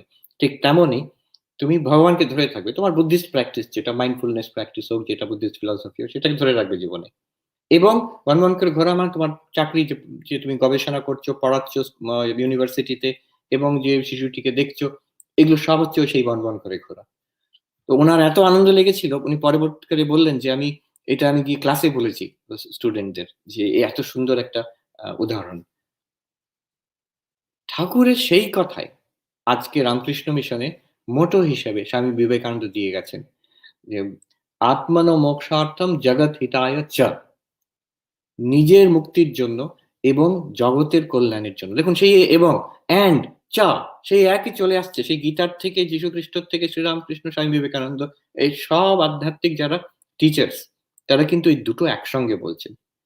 এই যে আজকের আলোচ্য বিষয়, দৈনন্দিন জীবনে আধ্যাত্মিকতা, এটা হচ্ছে সেই আধ্যাত্মিকতা প্লাস দৈনন্দিন জীবন, এই দুটো একসঙ্গে। এর একটু দার্শনিক পটভূমিকা বলি, তারপরে আমি কিছু প্র্যাকটিক্যাল কথা বলে শেষ করব। দার্শনিক পটভূমিকা হচ্ছে এই, যে আমাদের বেদান্ততে বলা হচ্ছে একটি সত্তা আছে, চৈতন্য বলা হোক, ব্রহ্ম বলা হোক, আত্মা বলা হোক, সেটাকে জানতে পারলে মুক্তি হয়ে যায়। দুঃখ কষ্ট, তুমি যেটা চাইছো যে দুঃখ কষ্টের পারে যাব, আনন্দে থাকবো, শান্তিতে থাকবো, এটা কিন্তু সম্ভব, সত্যি সম্ভব, চিরকালের জন্য সম্ভব, most secure and permanent way, আত্মজ্ঞান লাভ করলে। সেটা কি করে করা হয়? যে বেদান্ত বিচার করলাম যে আমি শরীর নই, আমি দ্রষ্টা, শরীর একটা দৃশ্য বস্তু, আমি নিত্য, শরীর হচ্ছে অনিত্য বস্তু, আমি চেতন, শরীর হচ্ছে জড়। ঠিক তেমনই যে মনটিও, আমি মনও নই, কিন্তু মনের যে কত চিন্তা ভাবনা, দুঃখ কষ্ট, আনন্দ, চাহিদা, মেমোরি, কত রকম আছে, অহংকার, এগুলো সব মনের মধ্যে, এগুলোও কিন্তু দৃশ্য বস্তু। আমি সেই মনেরও দ্রষ্টা, আমি চৈতন্য, মনের দ্রষ্টা। মন অনিত্য, সারাক্ষণ পাল্টাচ্ছে মুহূর্তে মুহূর্তে। আজকেই সকাল থেকে সন্ধ্যে মধ্যে আমরা দেখেছি, প্রত্যেকে আমরা দেখেছি কতবার খুশি হয়েছে, কতবার কষ্ট পেয়েছি, কতবার উৎসাহ, কতবার বোর্ড, কতবার রেস্টলেস, কতবার শান্ত, কতবার কৌতূহল, কত রকম চিন্তা ভাবনা মনের মধ্যে এসেছে আর গেছে স্রোতের মতন। এর মধ্যে কোন মনটা আমি? কেউ বলতে পারে যে না না, আমি সবটাই আমি। যেটা কখনো সেই মনটা চিন্তা ভাবনা করছে, দুঃখ পাচ্ছে, কখনো আনন্দ পাচ্ছে। আমি ওটাও আর এটাও। তো একজন উত্তরাখণ্ডের সাধু মজা করে বলছেন, "গৌ ভি मैं और गधा भी मैं"। গরুটাও আমি, গাধাটাও আমি। যে আমি সুখী আমি আর দুঃখী আমি। তখন বলতে হবে যে না, আমি সুখকেও আমি অনুভব করেছি, দুঃখকেও আমি অনুভব করেছি। অতএব যে কথাটা বলা হচ্ছে, আমি কিন্তু সুখের সঙ্গেও জড়িয়ে নেই, দুঃখের সঙ্গেও জড়িয়ে নেই। দুটোই এসেছে আর গেছে। আমি একই কিন্তু অনুভব করেছি দুটোকে। অতএব আমি দুটোরই দ্রষ্টা। আর দুটোর থেকেই মুক্ত আমি। কোনটার সঙ্গে আমি বেঁধে নেই। সুখের সঙ্গে যদি বেঁধে থাকতাম, সুখ যখন গেল তার সঙ্গে আমিও চলে যেতাম। দুঃখের সঙ্গে যদি বেঁধে থাকতাম, দুঃখ তো একসময় চলে গেছে। তো আমি তো তার সঙ্গে চলে যেতাম। আমি তো বাঁধা নই ওটার সঙ্গে। অতএব এই দুটোর থেকেই আমি মুক্ত। মনের মধ্যে যে চিন্তার ধারা আসছে আর যাচ্ছে, এগুলো সবগুলোরই আমি দ্রষ্টা। এগুলো অনিত্য, আমি নিত্য দ্রষ্টা। এগুলোও জড়। মনে হয় যে মন হচ্ছে চেতন। মনের কিন্তু একটা রিফ্লেক্টেড কনসিয়াসনেস। আমার আসল আমি যে চৈতন্য, সূর্যের আলো যেমন চাঁদের উপরে রিফ্লেক্টেড হয়, চাঁদকে আমরা একটা লিউমিনাস বডি বলে দেখি রাত্রিরে, ঠিক তেমনই আমি কিন্তু আহ, আমি চেতন, আমি চৈতন্য দ্রষ্টা, মনও জড়। তো অতএব জড় মন, শরীর, তার থেকে আমি আলাদা চেতন দ্রষ্টা। অনিত্য শরীর, অনিত্য মন, তার দ্রষ্টা আমি নিত্য। আর এগুলো দৃশ্য, আমি দ্রষ্টা। আবার এইভাবে দেখা যেতে পারে যে জাগ্রত, স্বপ্ন, সুষুপ্তি, মান্ডুক্য উপনিষদের প্রক্রিয়াতে, এগুলো সব বেদান্তের প্রক্রিয়া আমি বলছি। যে জাগ্রত অবস্থা এলো আর গেল, এই মানুষ, এই সংসার, এই আমার কর্ম, এই পরিবার, আমার এই সুখ সুবিধে, এই আমার দুঃখ কষ্ট, সবটাই চলে গেল যখন ঘুমিয়ে পড়লাম। আরেকটি স্বপ্নের জগৎ এলো, তার মধ্যে দুঃখ কষ্ট সমস্যা অনেক কিছু আছে, সেটাও চলে গেল। তারপরে ব্ল্যাঙ্ক, ডিপ স্লিপ, সুষুপ্তি, সেটাও চলে গেল, আবার জাগ্রত এলো। তো এর মধ্যে আমি কোনোটার সঙ্গে কিন্তু যুক্ত নেই, কিন্তু আমি সবগুলোর দ্রষ্টা। এই দ্রষ্টাটি কে? এই হচ্ছে বেদান্তের বিচার। এর সঙ্গে আছে ধ্যান। পাতঞ্জল যোগসূত্রতে ধ্যানের কথা শেখানো হয়েছে, চিত্তবৃত্তিকে শান্ত করে তার দ্রষ্টা হয়ে যাওয়া। এর সঙ্গে আছে ভক্তি, যে এসবের পেছনে একটি সত্তা আছেন যাকে আমরা ঈশ্বর কি ভগবান বলছি, তাতে বিশ্বাস করে, তার উপরে নির্ভর হয়ে, তাকে ভালোবেসে, হ্যাঁ, এই হচ্ছে ভক্তি যোগ। আবার কর্মযোগও আছে, যে আমি সব কাজটা সেই ঈশ্বরের সেবার মতো করব, আমার নিজের মতলবের জন্য করব না। এই সব সাধনা, এই রকম সব সাধনা নিয়ে আমি নিজেকে আত্মা বলে জেনে নিলাম, আমি মুক্ত হয়ে গেলাম। এই হচ্ছে আধ্যাত্মিকতার রূপরেখা। এবার প্রশ্নটা হচ্ছে এইখানে, যে আচ্ছা, এই যে জগৎকে আমি ছেড়ে দিলাম, এই জগৎটার সঙ্গে আমার কি সম্পর্ক? আমি চৈতন্য, এই জগৎটি জড়। তো চৈতন্য জড়র থেকে আলাদা, দ্রষ্টা দৃশ্যর থেকে আলাদা, এটা হচ্ছে খুব ইম্পর্টেন্ট প্রশ্ন। দ্রষ্টা দৃশ্যর থেকে আলাদা, এটা তো বোঝা গেল। এবার উল্টোটা ভেবে দেখি, দৃশ্যটা কি দ্রষ্টার থেকে আলাদা? জড়টা কি চেতন থেকে আলাদা? কি প্রশ্ন করতে পারে, এটা আবার কিরকম কথা হলো? এই যে এই চাবিটা কলম থেকে আলাদা, পরিষ্কার বোঝা যাচ্ছে চাবিটা আলাদা, কলম আলাদা। এবার যদি কেউ জিজ্ঞেস করে কলমটা কি চাবিটার থেকে আলাদা, অবশ্যই দুটো আলাদা রকম। কিন্তু অন্যরকম ব্যাপারও হতে পারে। যেমন ধরুন জল আর ঢেউ, ঘট আর মৃত্তিকা, এটা বেদান্তের যে ক্লাসিক এক্সাম্পল। জলের জলটা ঢেউর থেকে আলাদা কিভাবে? যখন ঢেউ ছিল না তখনও কিন্তু জল ছিল, যখন ঢেউ ঢেউ এলো তখনও কিন্তু জল আছে, আবার যখন ঢেউটা মিলিয়ে গেল জলের মধ্যে তখনও কিন্তু জল আছে। তো ঢেউর থেকে জলটা আলাদা। এমন সময় থাকতে পারে যেখানে ঢেউ নেই কিন্তু জল আছে, বাষ্প হয়ে থাকতে পারে, বুদবুদ হয়ে থাকতে পারে, গেলাসের মধ্যে জল থাকতে পারে, ঢেউ নেই। কিন্তু ঢেউটা জলের থেকে আলাদা নয়। ঢেউ যখন উঠছে সেটা জলই, জলের মধ্যেই আছে, জলেরই একটা নতুন নাম, রূপ, একটা ব্যবহার, একটা ফাংশন এলো, নেম, ফর্ম এন্ড ফাংশন। অতএব ঢেউটা জলের থেকে আলাদা নয়।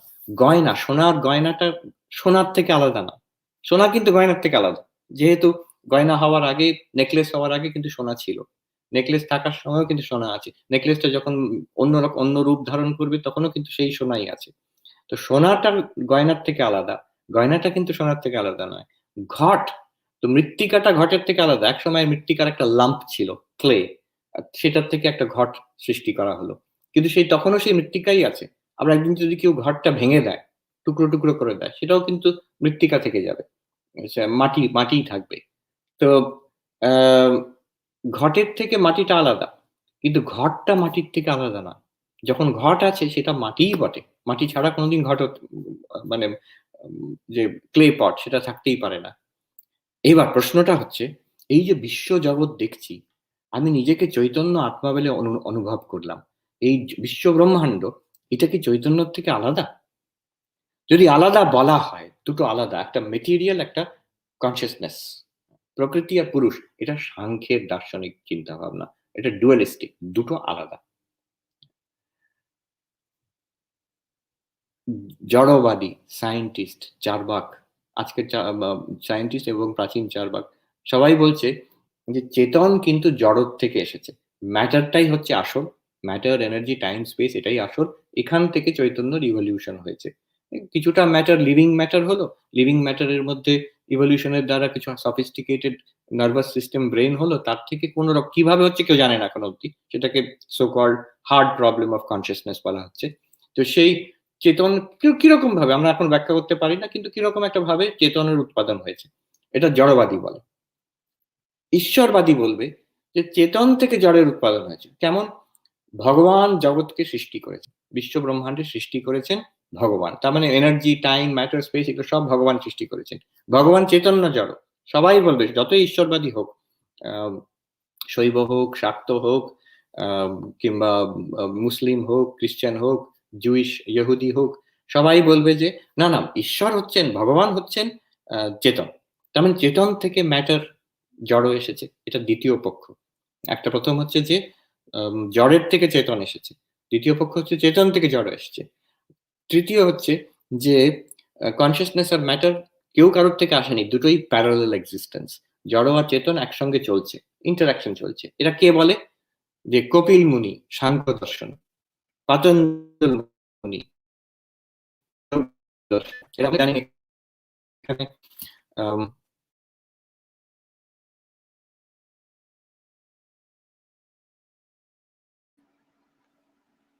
একটু আটকে গেল বোধহয়, না? হ্যাঁ, আমি বলছিলাম এখানকার বিখ্যাত দার্শনিক ডেভিড চার্মাস, তো উনি এখন panpsychism, the hard problem of consciousness, বলছেন যে আমরা ব্রেন থেকে কি করে কনসিয়াসনেস হয় আমরা ব্যাখ্যা করতে পারছি না। অতএব মেনে নিতে হবে যে কনসিয়াসনেস, চৈতন্য একটা পৃথক সত্তা, এবং এই জড় জগৎ আরেকটা পৃথক সত্তা। আমার শুনে গেলে এত মজা লাগে যে আমাদের 5,000 বছর আগে কপিল মুনি কিন্তু একই কথা বলে গেছেন সাংখ্যতে, যে দুটো পৃথক সত্তা। এবার এগুলো সব বলছি কেন? আসল কথা আসছে যে আমাদের অদ্বৈত বেদান্ত কি বলে, যে চেতন আর জড় দুটো, যে জড় থেকে চেতন হয়েছে তা নয়, চেতন থেকে জড় হয়েছে তা নয়, জড় আর চেতন দুটোই সত্যি প্যারালাল চলছে তাও নয়। চেতনই সত্যি, আর জড় তার মধ্যে আরোপিত, স্বপ্নের মতন। যেমন স্বপ্ন আমরা দেখি, স্বপ্নের মধ্যে বাড়ি গাড়ি সবই দেখতে পাচ্ছি। ওঠার পরে বুঝলাম যে ও কিছুই ছিল না, সবটাই মনের কল্পিত। হ্যাঁ, স্বপ্ন হচ্ছে মনের মধ্যে কল্পনা মাত্র। ঠিক তেমনই চৈতন্যই একমাত্র আছে, চৈতন্যের মধ্যে এইসব, চৈতন্যেরই স্বপ্নের মতন একটা আরোপিত, এখানে বলছে অধ্যারোপিত কিংবা অধ্যাস, যে সব প্রকাশিত হচ্ছে চৈতন্যের মধ্যেই।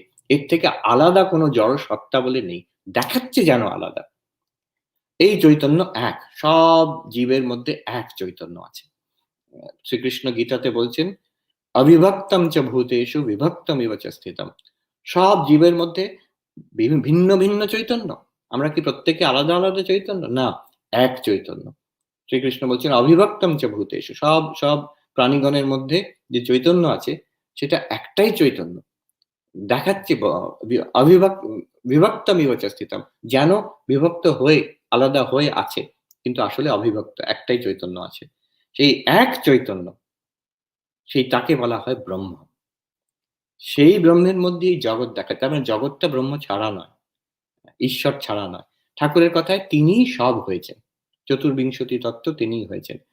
নর নারী জীব, যেটা জর্জ আপাতত ভাবে গাড়ি বাড়ি, হ্যাঁ, সূর্যচন্দ্র, সবই কিন্তু সেই এক চৈতন্যই এই সব রূপে নাম রূপে দেখা দিচ্ছে। এগুলো বলার মানে কি? মানে এই যে আমি একটা দার্শনিক পটভূমিকা করে দিচ্ছি দৈনন্দিন জীবনে আধ্যাত্মিকতা। আমরা যে দৈনন্দিন জীবনে যে মানুষটির সঙ্গে আমরা we have transactions, আমরা তাদের কথাবার্তা হচ্ছে, তাদের সঙ্গে আমার সম্বন্ধ আছে, কাজ করছি, পরিবারের লোক, আশ্রমের লোক, সে কিন্তু সেই ব্রহ্ম, সেই ভগবান যার আরাধনা করছি আমি। ঠাকুরের কথায় শিবজ্ঞানে জীব সেবা। এই যত জীব আছে জগতে সবাই কিন্তু আসলে শিব। শিবই এইসব রূপে। সে উত্তম প্রাণী হোক, দেবগণ হোক, মানুষ হোক, কিংবা যেটা অধম প্রাণী আমরা মনে করি সেই কীট অব্দি, সবই কিন্তু এক ব্রহ্ম এইসব রূপে দেখা দিচ্ছেন। যদি এইসব রূপে দেখা দেন, তাহলে এদের সঙ্গে আমার কি সম্পর্ক, কি সম্বন্ধ আমাদের এদের সঙ্গে? একমাত্র সম্বন্ধ হতে পারে পূজার, ওয়ার্শিপ। তো সেই ওয়ার্শিপটা কিভাবে হবে? আমি কি ফুল চন্দন নিয়ে সবাইকে এখন পুজো করতে ছুটবো? না, বলছেন সেবা। তো শিব জ্ঞানে জীব সেবা। জীব মানে যত রকম প্রাণী আমরা দেখছি সবাইকার, তার মধ্যেই আমি ব্রহ্মের আরাধনা করছি। যে চৈতন্যকে আমি খুঁজছিলাম আমার আধ্যাত্মিক জীবনে, সবাইকে চোখ খুলে এইভাবে পেলাম। তাদের আমি পুজো করছি সেবার মাধ্যমে। যেখানে যেমন উপযুক্ত সেবা। পরিবারে আমাদের ফ্যামিলির মধ্যে একরকম, কাজের ক্ষেত্রে আরেক রকম, কমিউনিটির ক্ষেত্রে আরেক রকম। সবটাই কিন্তু আমি এবার আমার নিজস্ব কোনো আর চাহিদা নেই। আমি তো আত্মা অনন্ত, সেই ব্রহ্মই আমি। আমারই প্রকাশ এসব জায়গায় দেখছি। আমার তো এদের কাছ থেকে চাওয়ার কিছু নেই। আমি এখানে শুধু দিতে পারি, সেবা করতে পারি, ভালোবাসতে পারি। স্বামী ভূতেশানন্দজি মহারাজকে আমি কালকেই পড়ছিলাম। সন্ন্যাসীরা জিজ্ঞেস করছেন, আচ্ছা আমরা এত সব কাজ টাজ করি, এগুলো তো সবই তো কিন্তু মানুষ পয়সা দিচ্ছে, সেই সেই পয়সা দিয়ে আমরা কাজ করছি, স্কুল, কলেজ, হাসপাতাল ইত্যাদি। আমরা কি দিতে পারি? আমরা সন্ন্যাসী হিসেবে কি দিতে পারি? তো মহারাজের এত সুন্দর জবাব। তিনি তিনি বুকে হাত রেখে বলছেন, এইটা হৃদয়টা দিতে পারি। এটা কিন্তু ঐকান্তিকভাবে আপনার জিনিস। যে একটা ফেলো ফিলিং, একটা ভালোবাসার, সেবার ভাব নিয়ে, আন্তরিকতা নিয়ে আমি যদি সেবাটা করি, না হলে আর কি সেবা করা হলো? এগুলো তো যারা নিজের গৃহস্থ মানুষ খেটে খুঁটে টাকা অর্জন করেছে, তার থেকে একটা অংশ ডোনেশন দিচ্ছে, সেটা দিয়েই আমাদের এত রকম কাজ হচ্ছে। সেটা তো তাদের দেওয়া। তুমি কি দিলে? এখানে আমার মনে মনে পড়ে স্বামী বীরেশ্বরানন্দজি, প্রভু মহারাজ। তো তার কাছে একজন সন্ন্যাসী এসে বলছেন, এটা বড় রিলিফ কাজ হচ্ছিল। তো বীরেশ্বরানন্দজি বলছেন যে, তুমি কি দিলে? যে ওই সন্ন্যাসী বলছেন যে, আমাদের প্রত্যেক মানুষকে যাদের ত্রাণ করা হচ্ছে, তাদের এতটা ভাত, এতটা ডাল, এতটা তেল, এই জামা কাপড়, তারপরে কম্বল, এসব দেওয়া হয়েছে। এসব শুনে বীরেশ্বরানন্দজি জিজ্ঞেস করছেন, আর তুমি কি দিলে? বলছেন, এই যে বললাম মহারাজ, এই এতটা ভাত, এতটা তেল। তো সে তো সব মানুষটা দিয়েছে, তো তুই সেটাকে হাত দিয়ে দিলে, তুই সেটাকে তুলে ধরলে তাদের কাছে। তুমি কি দিলে? তো তখন তার চোখ খুলল যে আমি দেওয়া মানে সেই যে ঠাকুরের কথায় শিব জ্ঞানে জীব সেবা, স্বামীজির কথায় let the giver kneel down and offer, let the receiver stand up and receive. আমি দিচ্ছি না, আমি সেবা করছি। আমি একটা পুজোতে যেমন ফুল, আমরা কি ফুল দান করি এবং ঈশ্বরের কাছে, না অর্পণ করছি, আমাদের ভালোবাসা শ্রদ্ধা দিয়ে দিচ্ছি, ঠিক তেমনই সেই মানুষকে যাদের সেবা করার সুযোগ হয়েছে আমার, সে মানুষ নয়, তিনি হচ্ছেন সেই ব্রহ্ম হয়ে, তাকে আমরা পুজো করার সুযোগ পেয়েছি। তো এইটা হচ্ছে দৈনন্দিন জীবনে আধ্যাত্মিকতা কি করে আনা যেতে পারে, যে পূজার ভাবে যাদের সঙ্গে আমি I am dealing with them, তারা যে ঈশ্বর স্বয়ং, যাকে চোখ বন্ধ করে ধ্যান করছি, তাকে চোখ খুলে দেখতে পাচ্ছি চারিদিকে। এবার তাহলে কারুর সঙ্গে শত্রুতা রাখা চলবে না, মনে মনে অন্তত। কারুর সঙ্গে কারুকে ভয় পাওয়া চলবে না, কাউকে ঘৃণা করা চলবে না, সবাইকে সমভাবে ভালোবাসতে হবে। এ বিরাট কথা কিন্তু। এই জাগতিক সম্পর্ক থেকে আমি একটা দৈব সম্পর্কে চলে এলাম। স্বামী বিবেকানন্দ বলছেন, বেদান্ত কি করে? It divinizes our human relationships and humanizes our divine relationship. মানে আমাদের যে হিউম্যান রিলেশনশিপ, বাবা মা, স্বামী স্ত্রী, পুত্র পুত্রী, এইসব আমাদের বন্ধু বান্ধব, যে আমাদের কর্মক্ষেত্রতে বস, এইসব যে হিউম্যান রিলেশনশিপ, এগুলোকে ডিভিনাইজ করে দেওয়া। মনে মনে অন্তত হৃদয়তে আমি জানি যে ঈশ্বরই এইসব রূপে এসেছেন আমার সামনে। So I am relating to God in that way. আর আমার ডিভাইন রিলেশনশিপটাকে হিউম্যানাইজ করে দেওয়া মানে যে আমার ঈশ্বরের সঙ্গে যে আমার সম্পর্ক, সেটা কিন্তু আমি ঈশ্বরকে কিভাবে দেখছি? আমি দেখছি ঈশ্বর হচ্ছেন মা রূপে। এই যে আমাদের শক্তি আরাধনা আরম্ভ হবে, দুর্গাপুজো আসছে। তো এটা হিউম্যান রিলেশনশিপ। মা এবং সন্তান। ঠাকুরের যে ভগবান মানে কে? তিনি আমার মা। আমি কে? আমি ভগবানের ছেলে, শিশু আমি। এটা একটা সম্পর্ক, এটা একটা রিলেশনশিপ। এবার সখা, যেমন অর্জুন আর শ্রীকৃষ্ণ। ভগবানকে, ভগবান আমার বন্ধু। যেটা হিউম্যান রিলেশনশিপ সেটাকে আমি ভগবানের সঙ্গে করে দিলাম। মা যশোদা এবং বালগোপাল। ভগবানকে, ভগবান আমার ছেলে, ছোট ছেলে। এইরকম। তো এই যে humanize the divine relationship and divinize the human relationship, এটা হচ্ছে যে আমাদের ডেইলি লাইফে কি করে আমরা স্পিরিচুয়ালিটি নিয়ে আসতে পারবো। আর একটা দুটো কথা বলে শেষ করে দিই, যে প্র্যাকটিক্যাল, যেমন এর সুবিধে কি? আধ্যাত্মিকতা আর আমার সংসারের জীবন, সেক্রেড অ্যান্ড সেকুলার দুটোকে আলাদা রাখলে একটা মুশকিল হয়ে যায়। দুদিকেই মুশকিল।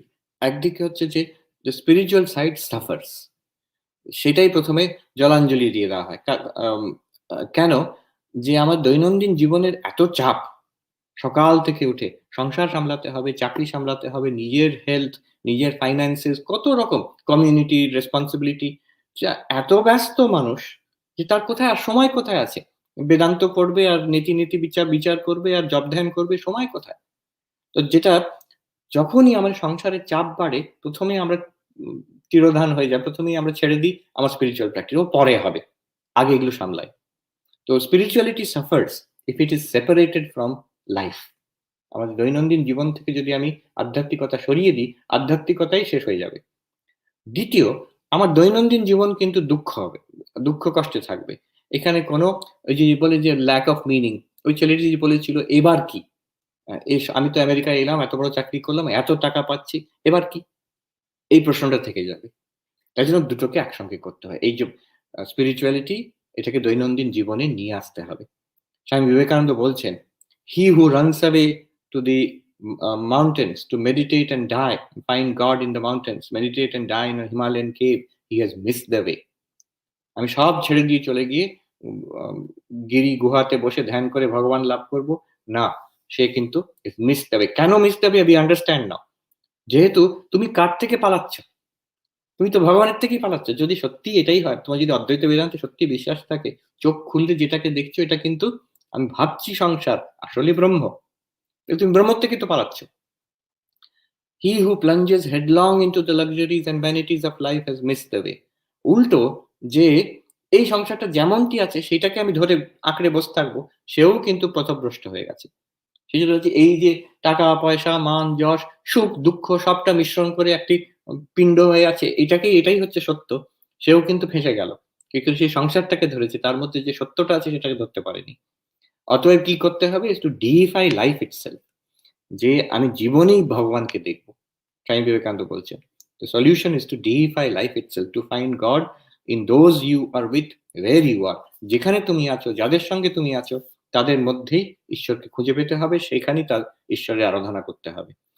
স্বামী রঙ্গনাথানজি খুব সুন্দর বলেছেন যে, "When I close my eyes, I find peace within. When I open my eyes, my attitude is what can I do for you?" আধ্যাত্মিকতা কি? বলছেন, আমি যখন চোখ বন্ধ করি, জগৎ ছাড়া অন্তরে যাই, তখন আমি শান্তি উপলব্ধি করি। আর যখন চোখ খুলে আমি অ্যাম জগৎকে দেখি, তখন আমার attitude হচ্ছে, আমার ভাব হচ্ছে, আমি কি সেবা করতে পারি আপনাদের? তো এই হচ্ছে স্পিরিচুয়ালিটি। ঠিক উল্টোটা আমরা করি। চোখ বন্ধ করলে কি অশান্তি মহারাজ, কিছুতেই ভগবানের মন বসছে না। এটা হচ্ছে চোখ বন্ধ করলে অশান্তি, আর চোখ খুললে হচ্ছে আমি কি দিতে পারি তা নয়, কি সেবা করতে পারি তা নয়, কি পেতে পারি জগতের কাছ থেকে, কি আদায় করতে পারি তোমার কাছ থেকে।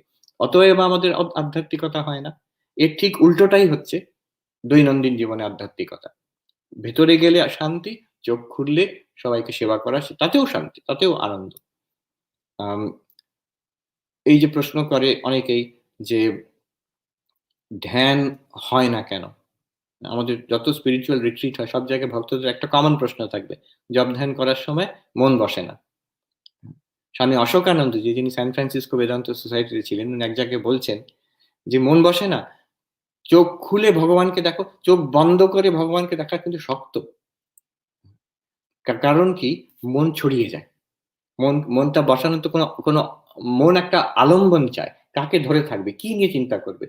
সে অ্যাবস্ট্রাক্ট আমি দ্রষ্টা, এই চিন্তা করা কিন্তু বেশ মুশকিল। সেই সঙ্গে সঙ্গে আবার ছড়িয়ে যাবে 10টা চিন্তাতে। কিন্তু তুমি চোখ খুলে সংসারে এগিয়ে যাও, সেখানে তুমি যদি সেবা করতে যাও, সেখানে এই চিন্তা হবে না। যদি যদি এই অসমস্যা নেই, যদি কেউ স্কুলে গিয়ে বাচ্চাদের পড়াচ্ছে, সেখানে কোনোদিন কেউ বলে না যে আমার মন অনেক দিকে চলে যাচ্ছে। সে বাচ্চারা তাদের সামলাতে গিয়ে তার মনটা একদম এঙ্গেজ থাকবে।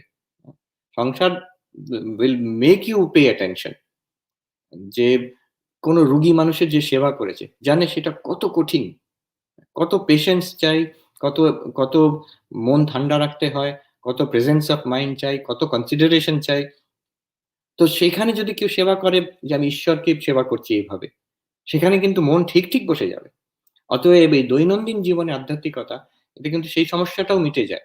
চোখ বন্ধ করলে মন বসছে না, এই সংসারে ঈশ্বরকে সেবা করতে গেলে মন ঠিক বসবে। স্বামী অশোকানন্দ আরেক জায়গায় বলছেন যে আম where can I see God? আমি ঈশ্বরকে কোথায় খুঁজে, আমি কোথাও তো খুঁজে পাচ্ছি না। বলছেন foolish question, চোখ খুলে দেখো কোথায় ঈশ্বর নেই। এই যে অদ্বৈতিক দৃষ্টি দিয়ে দেখলে সর্বত্র আছে, সর্বত্র আছে। একটা এমন জায়গা খুঁজে পাবে না, একটা এমন মানুষ খুঁজে পাবে না যেখানে ঈশ্বরকে তুমি দেখতে পাচ্ছ না। তো এই হচ্ছে দৈনন্দিন জীবনের একটা আধ্যাত্মিকতা, একটা রূপরেখা। আধ্যাত্মিকতা কি এবং কেন, এটা প্রথম প্রশ্ন আমরা দেখলাম। দ্বিতীয় হচ্ছে যে দৈনন্দিন জীবনে কেন আধ্যাত্মিকতা আনতে হবে আর সেটা কিভাবে আনা যায়, তার কি লাভ হয়। এই তা আমরা প্রশ্ন কিছু এসেছে? আমাদের বেশ কিছু প্রশ্ন এসেছে, আমি একে একে সেই প্রশ্নগুলো তুলে ধরবো। হ্যাঁ, হ্যাঁ, প্রথম প্রশ্ন,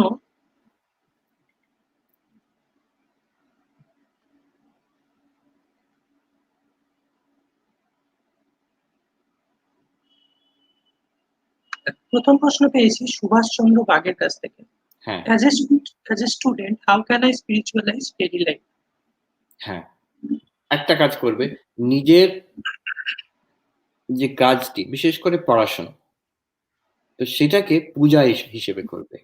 আম যে আমি পুজো করছি কিভাবে? যেমন একটা অর্ঘ্য দিলাম, ফুল চন্দন দিলাম আম মূর্তিতে কিংবা ছবিতে, ঠিক তেমনই একটা অ্যাসাইনমেন্ট লিখছি কিংবা একটা আম আম একটা একটা চ্যাপ্টার পড়াশোনা করলাম। যেমনটি করা খুব ভালো করে মনোযোগ দিয়ে করবে, করে সেটা মনে, মনে ঈশ্বরের কাছে অর্পণ করবে। যে এমন নয় যে আমার একটা স্পিরিচুয়ালিটি আলাদা, অন্য সময় জপ ধ্যান হবে আর এই সময়টা পড়াশোনা। পড়াশোনাটাও কিন্তু সাধন ভজন, সেটাও কিন্তু সাধনা। এই ভাবটা আনতে হবে। কি করে আনবে? এই যে এতক্ষণ বললাম যে আমরা যে জিনিসটা করছি জগতে, আমার মনে হচ্ছে জাগতিক রূপ। নাম রূপটা জাগতিক, পড়াশোনা, ডিগ্রির জন্য করছি। আমি একটা গবেষণা করছি। তো এটা হচ্ছে যেন মনে হচ্ছে খুবই সেকুলার, খুবই জাগতিক, সাংসারিক। কিন্তু এটাও কিন্তু সেই এক সচ্চিদানন্দ। যে আমরা যে অদ্বৈত বেদান্তের দৃষ্টিতে দেখি, একটাই বস্তু আছে। এই এত রকম রূপ দিয়ে দেখা দিচ্ছে। তো আমার কখনোই মনে করা উচিত নয় যে ঠাকুর শুধু সেই ছবিটার মধ্যে বসে আছেন, শুধু বেলুড় মঠে আছেন। না, সেখানে তো আছেনই, এবং আমার পড়াশোনার মধ্যে আছেন। আমি যেখানে বসে পড়াশোনা করি সেখানেও that is also a Holi place. সেটাও একটা আধ্যাত্মিক জায়গা। স্পিরিচুয়াল, সেই কাজটাও স্পিরিচুয়াল কাজ। এই ভাব নিয়ে পড়াশোনা করতে হবে। আম আরেকটা হচ্ছে মনোযোগ দিয়ে। Concentration itself is spiritual. আমি আবার বলছি, concentration itself is spiritual. Swami Vivekananda বলেছেন যে কি টু অল নলেজ, এই সাধারণ জাগতিক দৃষ্টিতে এবং আধ্যাত্মিক দৃষ্টিতেও, আমি সংসারে সাকসেসফুল যদি হতে চাই এবং ভগবান লাভ যদি করতে চাই, সিক্রেট একটাই, কনসেন্ট্রেশন। আমি যত দেখছি দেশে এবং বিদেশে যারাই সাকসেসফুল হয়েছে, একটা কমন কোয়ালিটি দেখছি, কনসেন্ট্রেশন। আমি গত বছর হার্ভার্ড ইউনিভার্সিটিতে একটা লেকচার শুনছিলাম, একজন ফিজিক্সের প্রফেসর। তিনি এক রকমের ক্রিস্টাল আবিষ্কার করেছেন, তো সেটা নিয়ে একটা লেকচার দিচ্ছিলেন। তো আমি তো আর ক্রিস্টালের বিষয়ে জানি না, আমি ওনাকে জিজ্ঞেস করলাম পার্সোনাল কোয়েস্ট যে আচ্ছা আপনি কাজ কিভাবে করেন, কি কোয়ালিটি দরকার এই কাজটা করার জন্য। তো উনি বললেন যে, "তুমি শুনলে না?" আমি বললাম, "কিভাবে একটা প্রবলেমকে আমি ৪০ বছর পারসিউ করেছি। 40 ইয়ার্স একটা প্রশ্নের জবাবের জন্য।" পেয়েওছেন তিনি। সেটাই নিয়ে লেকচারটা ছিল। উনি একটা কথা বললেন আমাকে যে, "I I will go through that wall to get an answer to the question." এই সামনে দেয়ালটা দেখছো? এটাকে আমি ভেদ করে চলে যাব আমার প্রশ্নের জবাব পাওয়ার জন্য। এই কনসেনট্রেশন। শুধু ১ মুহূর্তের জন্য নয়, যে ১ ঘন্টা খুব মন দিয়ে পড়লাম তা নয়। সারা জীবনটাই একটা কনসেনট্রেশন।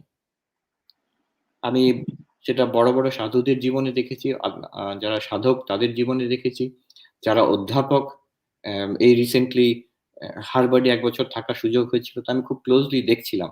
যারা ভালো ছাত্র, সবাই বেশিরভাগই খুবই ভালো ছাত্রছাত্রী। একটা কমন কোয়ালিটি ছাত্রদের মধ্যে এবং অধ্যাপকদের মধ্যেও হাই লেভেল অফ কনসেনট্রেশন। যেই সাবজেক্ট হোক, যেটাই বিষয় হোক, যারা এক্সেল করেছে তাদের মধ্যে একটা হাই লেভেল অফ কনসেনট্রেশন। ওই যে প্রফেসর, ১ মিনিট আমি ওই বইটা দেখাচ্ছি।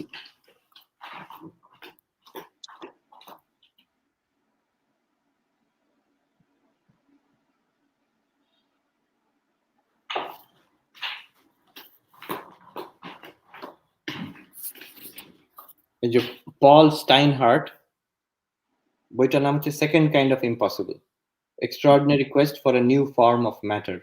পল স্টাইনহার্ট। তো তাকে আমি এই ভদ্রলোক, তো তাকে আমি এই প্রশ্নটা করেছিলাম। উনি বললেন কনসেনট্রেশন একমাত্র, এই যে ফোকাসটা। এখন স্বামীজির কথা থেকে বোঝা যাচ্ছে যে এই ফোকাসটা কিন্তু শুধু যে জাগতিক ফিজিক্সে কিংবা সায়েন্সে কিংবা পড়াশোনার দিকে সাকসেসের জন্য নয়, এটা অধ্যাত্ম জীবনেও সাকসেসফুল হওয়ার জন্য হচ্ছে এই ফোকাস দরকার, এই কনসেনট্রেশন দরকার।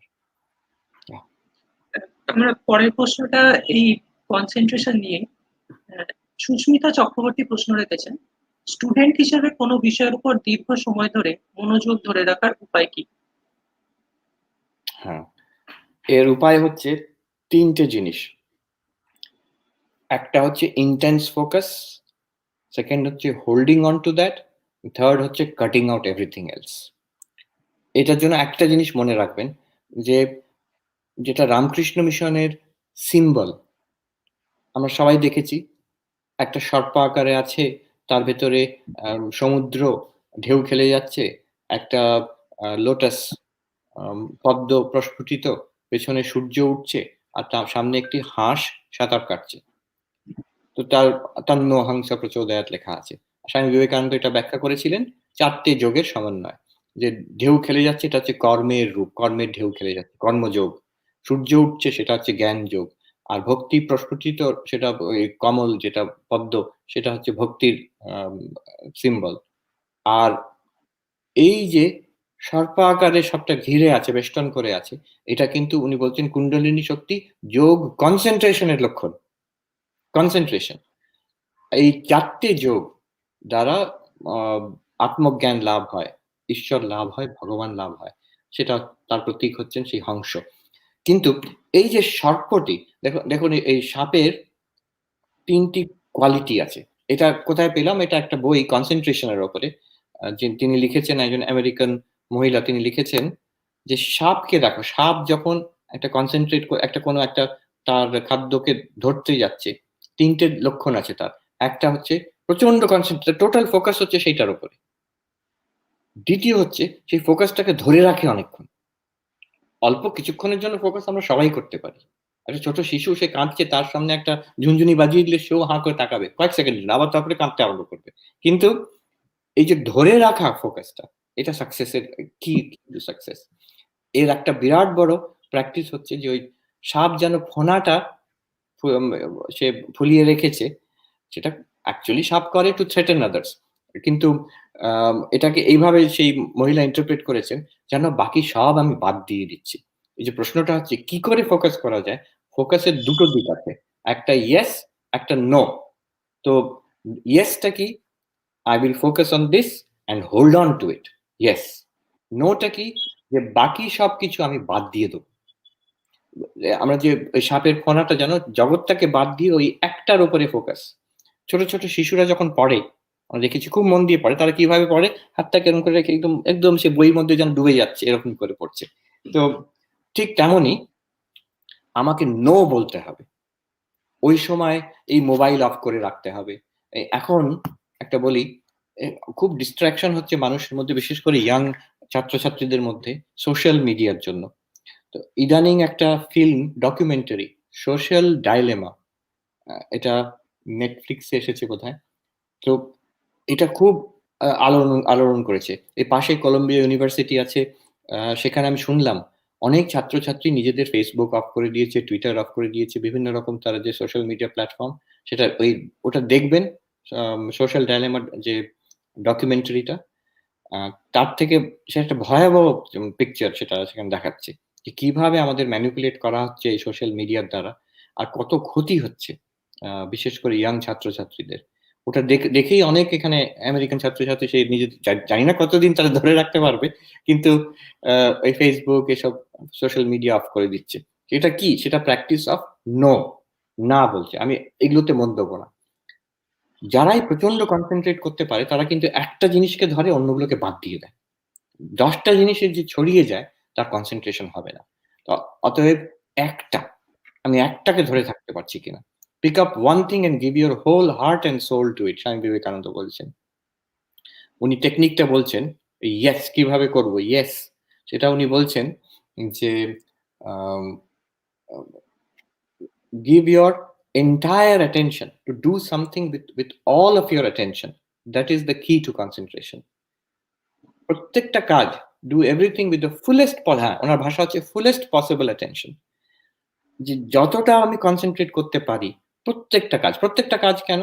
আমাদের মনে হয় যে আচ্ছা পড়াশোনাটা খুব মন দিয়ে করব। অন্য জিনিসগুলো আমি সোশ্যাল মিডিয়ায় দেখছি কিংবা বন্ধুদের সঙ্গে গল্প করছি, সেটাতে আর ফুল কনসেনট্রেশন কি দরকার? না। স্বামী বিবেকানন্দ বলছেন, "remember you have one mind." তোমার মন কিন্তু একটাই। তুমি যে অভ্যেস করবে সেই মনে সব জায়গায় সেটারই ফল ফল পাবে তুমি। সারাদিন তুমি যদি মনটাকে ঢিলে ছেড়ে দাও, লাগাম ছাড়া ছেড়ে দাও। যখন পড়তে বসবে সারাদিন আমি যেখানে ইচ্ছে গেলাম, আমি সারাক্ষণ ইন্টারনেট ব্রাউজিং করছি, সোশ্যাল মিডিয়া করছি, কে কত লাইকস পেল এগুলো দেখছি। এই করে দিন কাটালাম। এবার সন্ধ্যেবেলা পড়তে বসলাম। এবার আমি মনকে বলছি, "তুমি মন এবার একদম কনসেনট্রেশন দিয়ে বিবেকানন্দের মতন কনসেনট্রেশন দিয়ে তুমি এবার ফিজিক্স কি, ম্যাথমেটিক্স কি, সংস্কৃত পড়ো।" পড়বে? মোটেই পড়বে না। মন বলবে আমি করবই না। সারাদিন আমি নেচে খেলে বেরিয়েছি। এবার আমাকে এই সেই বোরিং একটা জিনিস পড়তে হবে? আমি পড়ব না। তো এই হচ্ছে মনের নেচার। যদি আমি ট্রেন করে দিই, ইভেন যেখানে খুব সাধারণ ব্যাপার, সিনেমা দেখছি কি ইন্টারনেটে ব্রাউজিং করছি, সেটাও প্রচন্ড কনসেনট্রেশন দিয়ে যদি আমি করি, সেখানে কনসেনট্রেশন করা খুব সোজা। তো সেটা কনসেনট্রেশন দিয়ে করলাম। প্রত্যেকটা কাজ আমি যদি বলি কনসেনট্রেশন দিয়ে করব, তাহলে যখন যেটা জরুরি কাজ, পড়াশোনা, সেখানেও কনসেনট্রেশন খুব সহজে হবে। আমি দেখেছি আমারই একজন বন্ধু, তিনি খুব এখন বরিষ্ঠ সন্ন্যাসী। আ তো তিনি সেই আইআইটি টপার এসব ছিলেন একসময়। তো আমি তার এত কনসেনট্রেশন, যখন বই পড়েন আমি কাজ দিয়ে যাচ্ছি, কথা বলছি সেটাও দেখতে পান না। এরকম হয়েছে। আমি দেখলাম তার কিন্তু আরেকটি গুণ, একদিন তিনি ঘর পরিষ্কার করছেন। ছোট ঘর। কিন্তু সেই ঘর পরিষ্কার করা ২-৩ ঘন্টা ধরে করলেন। একটা ঘর পরিষ্কার করা। মেঝেটাকে একদম পরিষ্কার করা, ধুয়ে পুছে তার যে জানলার যে গ্রিল বেলুড় মঠে ওনার ঘরের, জানলার গ্রিলে যদি কেউ হাত দেয় পরিষ্কার করার পরে, হাত যদি কেউ দেয় একটুও ধুলো পাবে না। প্রত্যেকটা গ্রিলের একটু করে পরিষ্কার করে যে এই যে কনসেনট্রেশন এটা কিন্তু তার স্বাভাবিক। যে কাজটাই করেন প্রচন্ড কনসেনট্রেশন দিয়ে করেন। খুব সাধারণ কাজও প্রচন্ড কনসেনট্রেশন দিয়ে করেন। এটা তার স্বাভাবিক। আমি জানি না সেটা উনি প্র্যাকটিস করেছেন কিনা, কিন্তু তার স্বাভাবিক। এটা কিন্তু শিক্ষণীয় আমাদের কাছে। আমি ছাত্রছাত্রীদের দেখেছি ভারতবর্ষে আইআইটিতে আমাদের সবচেয়ে ভালো যে আইআইটি গুলো সেখানে দেখেছি। এখানে বড় ইউনিভার্সিটিতে হার্ভার্ডে গত বছর ১ বছর আমি কাছে ওখানে থেকে দেখলাম। আ এই একটা গুণ কিন্তু যে আম the ability to focus and cut off everything else. আমরা পরবর্তী প্রশ্নে যাচ্ছি। বিশ্বদীপ চক্রবর্তী তিনি প্রশ্ন করছেন, মহারাজ, একজন ভগবানকে ভালোবাসতে চায়, সে তার আধ্যাত্মিক জীবন সম্পর্কে সচেতন, সে সকলের সাথে শান্তিতে থাকতে চায়, কিন্তু তার আশপাশের সকলে তার আধ্যাত্মিক জীবন ভেঙে দিতে চায়, কিভাবে সেই পরিস্থিতি সামলে এগোবে? হ্যাঁ, অন্যদের উপর দোষ দিলে চলবে না। তুমি কয়েকটা কৌশল করবে, আধ্যাত্মিক জীবনটা তুমি গোপন রাখবে। যত গুপ্ত তত পোক্ত, একটা কথা আছে, যত গুপ্ত তত পোক্ত। এই প্রাথমিক লেভেলে যখন সিক্রেট রাখবে নিজের মধ্যে, তত স্টেডি। আমি যদি দেখাই অন্যদের, তখনই তো অপোজিশন আসতে পারে। তো এটা প্রথম কথা, দেখাতে নেই কখনো। যদি লোকে বুঝতেই না পারে। ঠাকুর বলছেন সাত্ত্বিক ভক্ত আর রাজসিক ভক্তের মধ্যে তফাৎ কি। রাজসিক ভক্ত করবে কি, সে তার জপের মালা সোনা এবং সে সিলভার, রূপো দিয়ে তৈরি, তার সিল্কের গরদের কাপড় পরবে, শল পরে, সে তখন সবাই দেখতে পাচ্ছে যে কি বিরাট ভক্তই না তিনি। আর বলছেন সাত্ত্বিক ভক্তের লক্ষণ কি, সে হয়তো মশারির মধ্যে রাত্রিবেলা চুপ করে ঘুম থেকে উঠে বসে জপ করছে মশারির মধ্যে, কেউ বুঝতেই পারলো না। আমি দেখেছি, আমি একবার সেবা প্রতিষ্ঠানে ভর্তি ছিলাম, আমি তখন ব্রহ্মচারী, আজ থেকে 20 বছর আগে, 24 বছর আগে প্রায়। তো ওই যেখানে সন্ন্যাসীরা থাকেন সেখানে আমাকে ভর্তি করে সেই ওয়ার্ডে রাখা হয়েছিল। আমার খুব শরীর খারাপ তখন। একজন বরিষ্ঠ সন্ন্যাসী, প্রবীণ সন্ন্যাসী, তাকে আমি যেহেতু বয়স কম, তখন আমার রাত্রিরে ঘুম, সারাদিন শুয়ে আছি, তো রাত্রিরে ঘুম হতো না স্বাভাবিকভাবে। আমি রাত্রিরে অনেক সময় চোখ খুলে থাকতাম, তো দেখতে পারতাম অদ্ভুত অদ্ভুত জিনিস দেখেছি। একজন সন্ন্যাসীকে, যে প্রবীণ সন্ন্যাসী, তিনি রাত্রিরে, তিনি ভাবছেন সবাই ঘুমিয়ে পড়েছে, অন্যরা সত্যিই ঘুমিয়ে পড়েছে, কিন্তু আমি ঘুমাইনি তিনি বুঝতে পারতেন না।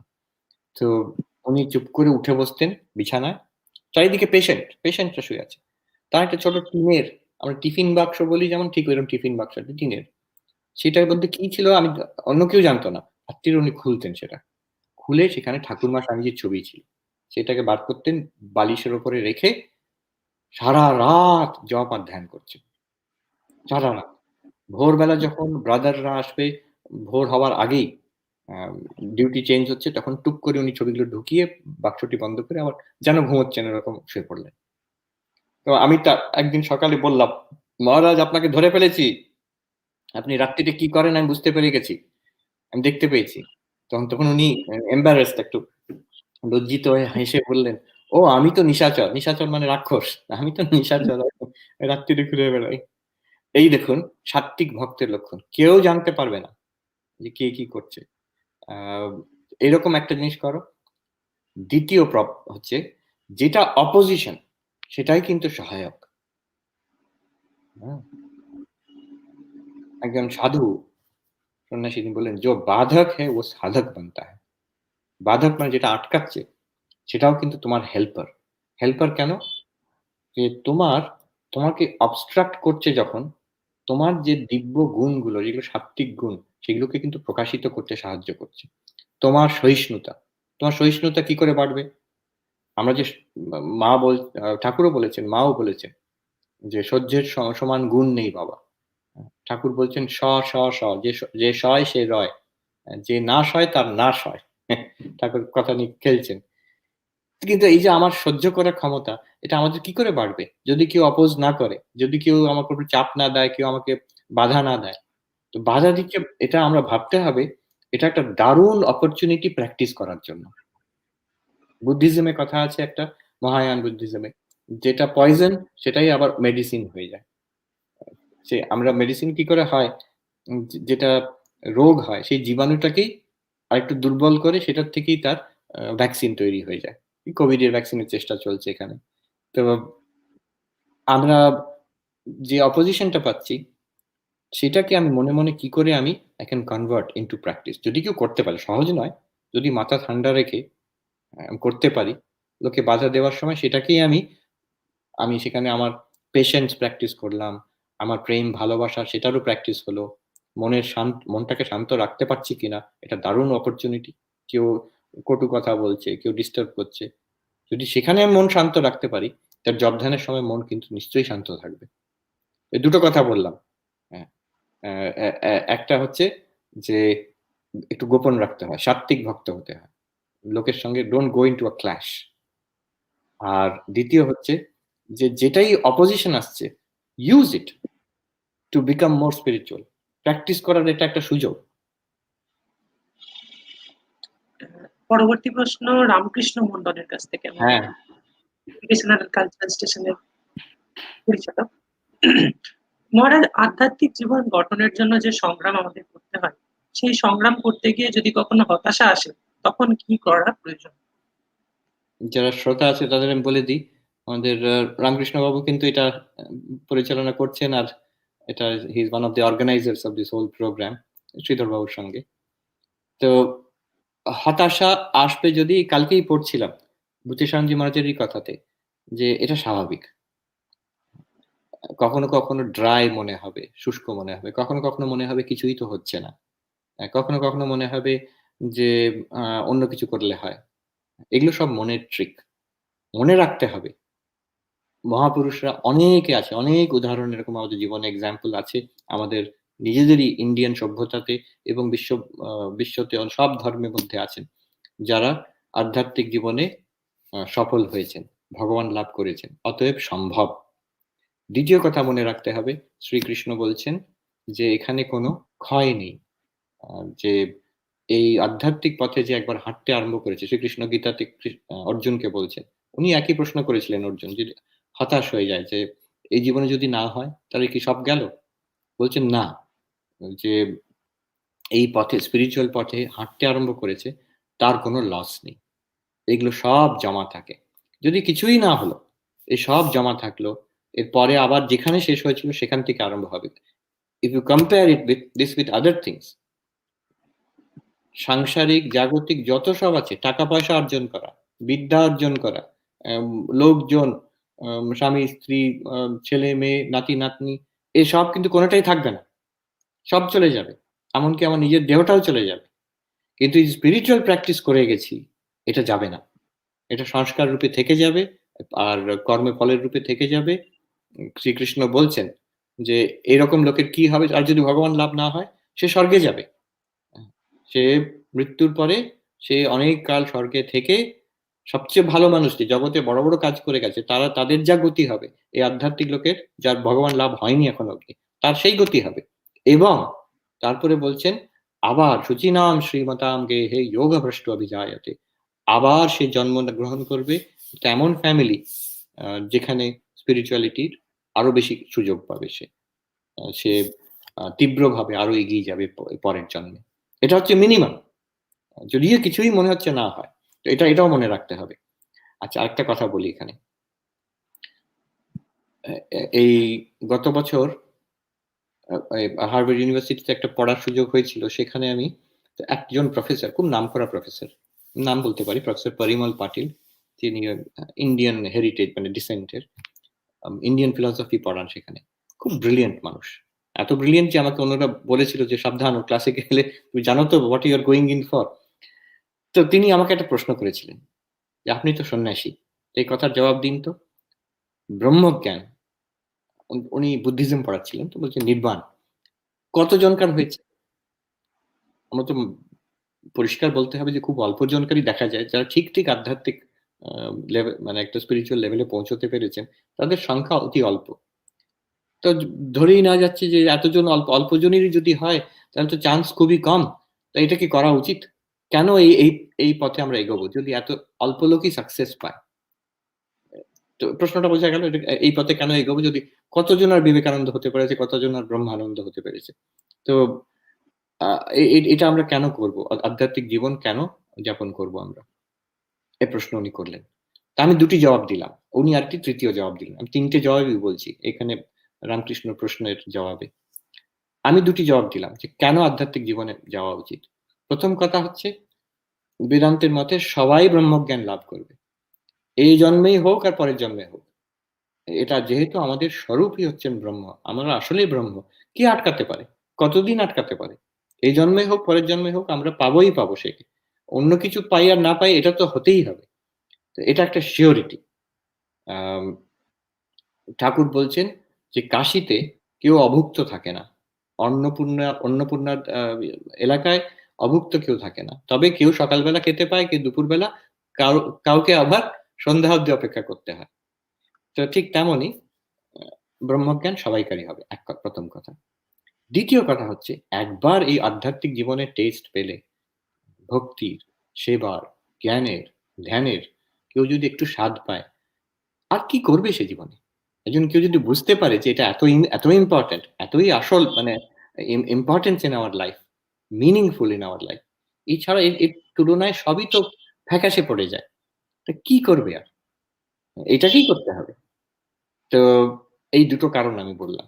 তখন সেই প্রফেসর পাটিল তৃতীয় কারণ বললেন, কেন আমাদের আধ্যাত্মিক জীবন যাপন করতে হবে। খুব সুন্দর তিনি বললেন। উনি বললেন যে, আপনি ভালো বলেছেন, কিন্তু এগুলো সব হচ্ছে খুবই, খুবই অ্যাবস্ট্রাক্ট ফিলোসফিক্যাল কারণ।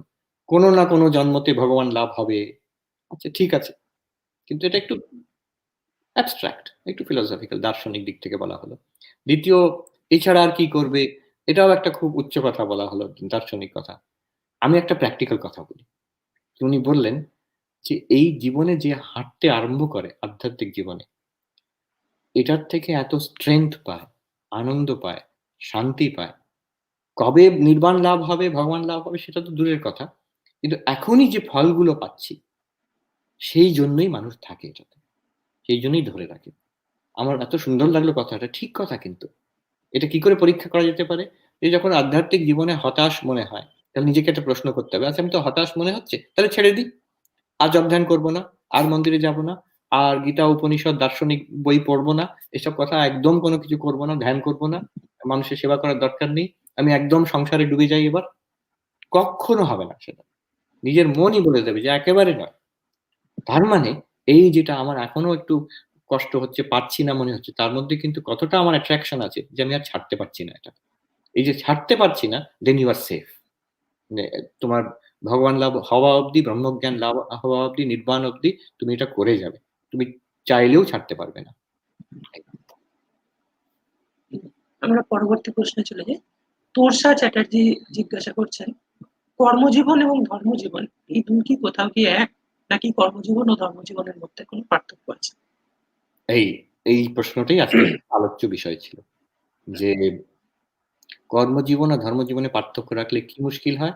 একটা হচ্ছে যে ধর্মজীবনটা মরে যায়, শুকিয়ে যায়। কারণ কি, কর্মজীবনের এত চাপ, এত ব্যস্ততা, এত সময় আর এনার্জি নিয়ে নেয় আমাদের, ধর্মের জন্য কিছু বাকি থাকে না।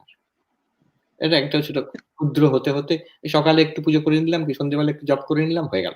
এবার সারাদিন হচ্ছে আমার কর্মজীবন চলছে। এই একটা মুশকিল হয়। দ্বিতীয় হয় কি, ধর্মজীবন থেকে কর্মজীবন আলাদা করে দিলে, সেক্রেড আর সেকুলার আলাদা করে দিলে, সেকুলার জীবন যেটা, কর্মজীবন, সেটা একসময় খুব কষ্টকর হয়ে যায়। অর্থহীন হয়ে যায়। যেটা আমি বলছিলাম যে এরপরে আর কি? যারা যা চাইছে কর্মজীবনে, সেটা না পেলে ফ্রাস্ট্রেশন। আমি সুখ সমৃদ্ধি চাইছি, টাকা পয়সা চাইছি, ভালো চাকরি চাইছি, রিলেশনশিপ, ফ্যামিলি লাইফে যাতে সুখে থাকি এটা চাইছি। এগুলো না পেলে ফ্রাস্ট্রেশন হয়। পেয়ে গেলে কি হয়? মিনিংলেসনেস। এরপরে কি? পেলাম তো সব, শান্তি তো হলো না। অতএব কর্মজীবনকে ধর্মজীবন থেকে আলাদা রাখলে কর্মজীবনে শান্তি হয় না, ফ্রাস্ট্রেশন হয়। আর ধর্মজীবনকে কর্মজীবন থেকে আলাদা রাখলে ধর্মজীবনটা শুকিয়ে যায়। অতএব দুটোকে একসঙ্গে করতে হবে, যেটা আজকের আলোচনা ছিল।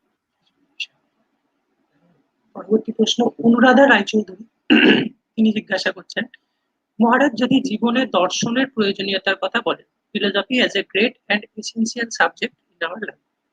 খুব খুব ভালো প্রশ্ন। আম,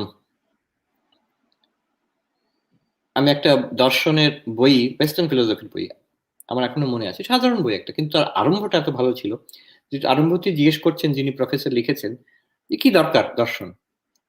কেউ কেউ বলে তো যে আমাদের আম, দর্শনের কোনো দরকার নেই, আমরা জীবনযাপন করবো, তাহলে দর্শন কি কি দরকার। এই যে আমাদের দর্শনের দরকার নেই, আমরা যেমনটি জীবন প্র্যাকটিক্যাল লাইফেই থাকবো, এটাও কিন্তু একটা দার্শনিক চিন্তা ভাবনা। আমার থিওরিটিক্যাল দর্শন কিছু দরকার নেই, আমার প্র্যাকটিক্যাল লাইফ নিয়ে থাকবো আমি, আর কিছু চাই না আমার, এটাও একটা দার্শনিক চিন্তা ভাবনা। অতএব দার্শনিক চিন্তা ভাবনা আমাদের একটা ফ্রেমওয়ার্ক, একটা প্যারাডাইম বলে, এটা আমাদের সবাইকারই আছে। বেশিরভাগই আমরা চিন্তা না করি একটা কিছু গড়ে উঠেছে নিজের মনে, উইদাউট এনি কেয়ারফুল থট। আর সেটাই, that is the lens through which we see the world. জগৎকে, আমার জীবনকে আমরা এইভাবে বুঝি, সেই আমার দার্শনিক চিন্তা ভাবনা দিয়ে। যে আমার দার্শনিক চিন্তা ভাবনা নেই, না আছে, তুমি জানো না। তোমার অজান্তে একটা গড়ে উঠেছে ছোটবেলা থেকে, বাবা মার কাছ থেকে যা দেখেছি, সোসাইটির কাছ থেকে যা দেখেছি, আমার নিজের যা অভিজ্ঞতা হয়েছে, সবটা নিয়ে একটা ওয়ার্ল্ড ভিউ গড়ে উঠেছে। এটাই দার্শনিক একটা ফ্রেমওয়ার্ক। এবার যে, এটা আমাদের সক্রেটিসের কথা, না আমাদের প্লেটোর, যে unexamined life is not worth living. একটা দার্শনিক দিক থেকে পরীক্ষা না করে যে জীবন, সেটা জীবন জীবন বলাই যায় না। সে জীবন যাপন করার কোনো অর্থহীন। তো অতএব দর্শন যদি আমাদের থাকতেই হবে, তাহলে একটা সিস্টেম্যাটিক্যালি এটাকে একটু গবেষণা করা দরকার। সিস্টেম্যাটিক্যালি এটা বোঝা দরকার। অতএব দর্শন is very very necessary for life. আর স্পিরিচুয়াল লাইফের জন্য তো খুবই দরকার। একটা দেখতে হবে, সব স্পিরিচুয়ালিটিতে, প্রত্যেক রিলিজিয়নে একটা দর্শন আছে। যদি দরকার নাই হতো, তাহলে এগুলো থাকতো কেন? ভগবান বুদ্ধ যেখানে সব দর্শনকে উনি বাদ দিয়ে দিলেন, সেখানে এত বড় বৌদ্ধ দর্শন দাঁড়িয়ে গেল। তার মানে মানুষের একটা চিন্তা ভাবনার দরকার আছে। এই দার্শনিক চিন্তা বাদ দিয়ে যাবে সেটা অনেক পরের কথা। তার আগে একটা দার্শনিক ভাবে সুশিক্ষিত হতে হয়। এবার সেই দর্শনটা একাডেমিক হতে পারে, নন একাডেমিক হতে পারে। সবাইকে যে একাডেমিক্যালি ফিলোসফির বই পড়তে হবে, নট নেসেসারি। পড়তে পারলে ভালো, না হলেও কিন্তু একটা দার্শনিক চিন্তা করতে হবে, সেটা সবাইকে করতে হবে। যে জগৎটা কি, ভগবান আছেন কিনা, আমি কে, বিশেষ করে আমি কে, এটা কি হচ্ছে, এটা চিন্তা করতে হবে। আর আমার এই জীবনটার উদ্দেশ্য কি হতে পারে, আমি কি চাইছি, এটা কি করে পেতে পারি, এইসব বড় বড় প্রশ্নগুলো, ফান্ডামেন্টাল কোয়েশ্চেন্স, এগুলোকে নিজে একটু চিন্তা ভাবনা করতে হবে। এবং এই চিন্তা ভাবনা যদি কেউ সিরিয়াসলি করে, তার তখন মনে হবে যে এই নিয়ে বড় বড় মনীষীরা কি চিন্তা করেছেন, তখন দর্শন পড়তে ইচ্ছা হবে স্বাভাবিকভাবে। তো এই দার্শনিক চিন্তা একাডেমিক্যালি না হতে পারে, কিন্তু একটা জেনুইন নিজের ভেতর থেকে হতে হবে। শোপেনহাওয়ার, খুব বড় জার্মান দার্শনিক, তিনি এক জায়গায় বলছেন যে দু রকমের দার্শনিক আছে। একটা হচ্ছে জেনুইন আসল দার্শনিক, আর একটা হচ্ছে একাডেমিক দার্শনিক। কি তফাৎ? বলছেন যে those who are puzzled by life are genuine philosophers. Those who are puzzled by life are genuine philosophers. And academic philosophers are those who are puzzled by their books. যে বই পড়ে চিন্তা করছে, সেটা হচ্ছে একাডেমিক ফিলোসফার, প্রফেসর। আর যে জীবনকে দেখে জীবন নিয়ে চিন্তা করছে, সে কিন্তু আসল দার্শনিক। সে প্রফেসরও হতে পারে, কিন্তু আসল দার্শনিক হচ্ছে জীবনের সমস্যা নিয়ে যে চিন্তা ভাবনা করে। বেদান্ত কিন্তু দর্শন। আচ্ছা, আবার আরেকটা কথাও বলে শেষ করছি, যে অনেকে বলে দর্শনের সঙ্গে আধ্যাত্মিকতার কি সম্পর্ক? আধ্যাত্মিক এটা যে বই পড়লে কি আর স্পিরিচুয়াল হওয়া যায়? ঠিক কথা, এটাও মনে রাখতে হবে। স্বামী বিবেকানন্দ বলছেন দর্শনের দ্বারা ভগবান লাভ হয়। হ্যাঁ, কোথায় বলেছেন? ওনার সবচেয়ে বিখ্যাত কথা, যে 4টি যোগের কথা যেখানে বলছেন, জ্ঞান যোগ, ভক্তি যোগ, কর্মযোগ, রাজযোগ, এটা যদি অরিজিনাল কোটেশনটা আমরা দেখি, উনি কি বলেছেন, সেখানে বলছেন যে the the goal of human life is each soul is potentially divine. The goal is to manifest this divinity already present in man. তারপরে উনি বলছেন do it, 4টি যোগের কথা বলেছেন। জ্ঞান যোগের জায়গায় উনি বলছেন do it by philosophy. Philosophy শব্দ বলেছেন। ফিলোসফির আসল স্বরূপ যেটা, এটা কিন্তু হচ্ছে বিচার, আত্মবিচার, জ্ঞান যোগ। Do it by philosophy, do it by love, by psychic control or work. জ্ঞান যোগ, রাজযোগ, ভক্তি যোগ ইত্যাদি এগুলোর দ্বারা। তো জ্ঞান যোগের, ফিলোসফির আসল স্বরূপ হচ্ছে জ্ঞান যোগ। স্বামী উর্জিতানন্দজি, দীপাঞ্জন মহারাজ, তিনি জিজ্ঞাসা করছেন, বেদান্ত মতে অনেক সমস্যা সমাধানের পথ হলো দেহবোধ থেকে উত্তরণের চেষ্টা। শরীর খারাপ হলে বা প্রতিকূল অবস্থাতেও আমি দেহ নই চৈতন্য, এই ভাবটি ধরে রাখার উপায় কি? হ্যাঁ, মহারাজকে নমস্কার, প্রণাম জানাই। উনি তো বিদ্যা মন্দিরে আছেন না? উনি আছেন বোধহয় শিক্ষণ মন্দিরে বোধহয়, না? সম্ভবত। হুম। তো হ্যাঁ, দুটো জিনিস। প্রথম কথা স্বামী বিবেকানন্দের, যে ওনাকে কেউ বলেছিল যে যে আপনি এত হাসেন, আপনি সন্ন্যাসী, এখানে আমেরিকাতে একটা গম্ভীর হওয়া চাই। উনি বলছেন the only time I am serious is when I have a stomach ache. আমার পেট ব্যথা হলে তখনই আমি একটু গম্ভীর হই। মজা করে বলেছেন। আবার এক জায়গায় বলেছেন যে আমি সবসময় নিজেকে আত্মা বলে ভাবি, আবার যখন পেট ব্যথা হয় তখন আমি বলি মা, মাদার, আমি মায়ের শরণে যাই। উনি আরেকজন ভক্তকে, মহিলাকে এখানে বলেছিলেন, madam always keep two side, দুটোর দিক রাখবে, জ্ঞানের দিক আর ভক্তির দিক। আমার যদি, আমি শরীর নই, মন নই, আমি দ্রষ্টা চৈতন্য, শরীর মনের যদি এতটাই উৎপাত হয়, শরীরের যদি কষ্ট খুব, হ্যাঁ, শরীর উৎপাত করছে, তখন সেই সেই ভাবটা ধরে রাখা খুব মুশকিল। যার জ্ঞান হয়ে গেছে তার কিন্তু আর তাকে চেষ্টাও করতে হবে না। সে জানে দৃঢ়ভাবে। সে সেটা মনে করলেই হলো যে পরিষ্কার দেখতে পাবে যে আমি শরীর নই। কিন্তু আমাদের যতক্ষণ না জ্ঞান হচ্ছে ততক্ষণ এটা কিন্তু খুবই শক্ত। বিশেষ করে যখন শরীর উৎপাত করে, শরীরে পীড়া হয়। তখন যদি সেটা না পারা যায়, ভক্তির পথ ধরতে হবে। এতে কোনো লজ্জার ব্যাপার নেই। অ্যা আমি এই তোমার সন্তান, আমি কষ্ট পাচ্ছি। মা আমাকে দেখো। প্রভু আমাকে রক্ষা করো। I surrender. সারেন্ডারে খুব বড় শান্তি পাওয়া যায়। এই আমি আমার শরীরের, মনের যে রোগ কষ্ট হয় এটা সরিয়ে দেওয়ার জন্য প্রার্থনা করলাম। এবার যা হবে সেটা কিন্তু আমি রাজি তাতে। প্রভুর ইচ্ছায় যা হবে সেটা। এই হচ্ছে একটা উপায়। একজন ব্রহ্মচারী মহারাজ ছিলেন। এই দুরকম আমি এক্সাম্পল দিচ্ছি। আম প্রশিক্ষণ কেন্দ্রের একজন ব্রহ্মচারী মহারাজ ছিলেন, যিনি যার হাঁটুতে ব্যথা হয়েছিল। কিন্তু তিনি কিছুতেই তার চিকিৎসা করবেন না। আ তিনি সহ্য করে যাচ্ছেন। ক্লাসে বসছেন। তো ক্লাসে যখন বসছেন, মাঝে মাঝে পাটাকে ছড়াচ্ছেন, পাটাকে টানছেন, বা ছটফট করছেন, ব্যথা হচ্ছে। ধ্যান করার সময় এ একবার এদিকে বসছেন, একবার ওদিকে বসছেন, তো এটার কি লাভ হলো?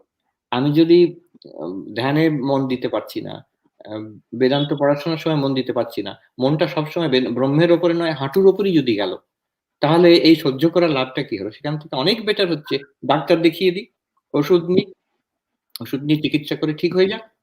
অ্যা এটা কমন সেন্স। আমার উদ্দেশ্য তো হাঁটুর ব্যথা সহ্য করা তো আমার উদ্দেশ্য না। আমার উদ্দেশ্য ভগবান লাভ করা। তার জন্য যেটা আমি করা দরকার, যাতে আমার মনটা ভগবানে থাকে 100% সেটা করতে হবে আমাকে। সেটা আম অ অসুখ হলে ট্রিটমেন্ট করতে হবে। আচ্ছা, এটা একটা এক্সাম্পল। Opposite example. আরেকজন ব্রহ্মচারী মহারাজ খুব ভালো, খুব সাত্ত্বিক ব্রহ্মচারী মহারাজ। কিন্তু তার খুব পেটে ব্যথা। তার খুব চিন্তা। এই ডাক্তার, সেই ডাক্তার, এই ওষুধ, সেই ওষুধ চলছে। কিছুতেই কিছু হচ্ছে না। খুব পেটে ব্যথা, সবসময় মনে হচ্ছে যে এইবার হয়তো ব্যথাটা হবে। তো সে একদম শুকিয়ে রোগা হয়ে গেছেন। একদিন আমি বললাম যে, "দেখুন, সব রকম চিকিৎসা তো হচ্ছে। আর আমরা তো সবই চেষ্টা করছি। এবার একটু ভগবানের উপরে ছেড়ে দিন। সব রকম চেষ্টা করা হচ্ছে।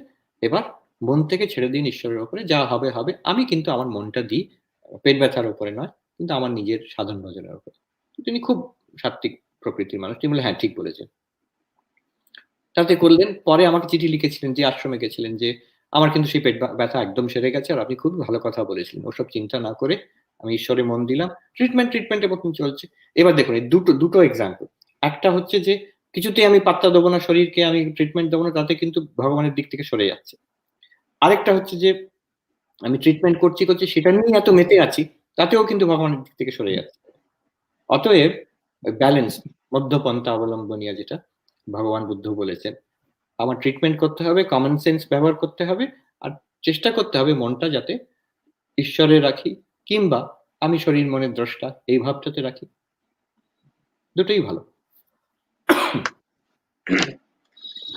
ভাস্বতী সাহা বলছেন, মৃত্যু চিরসত্য জানি, কিন্তু গত দুদিন আগে বাবার মুখাগ্নি করেছি। বাবার মৃত্যু মানতে পারছি না। যদি আমার জন্য কিছু বলেন। I am very sorry to hear of your loss.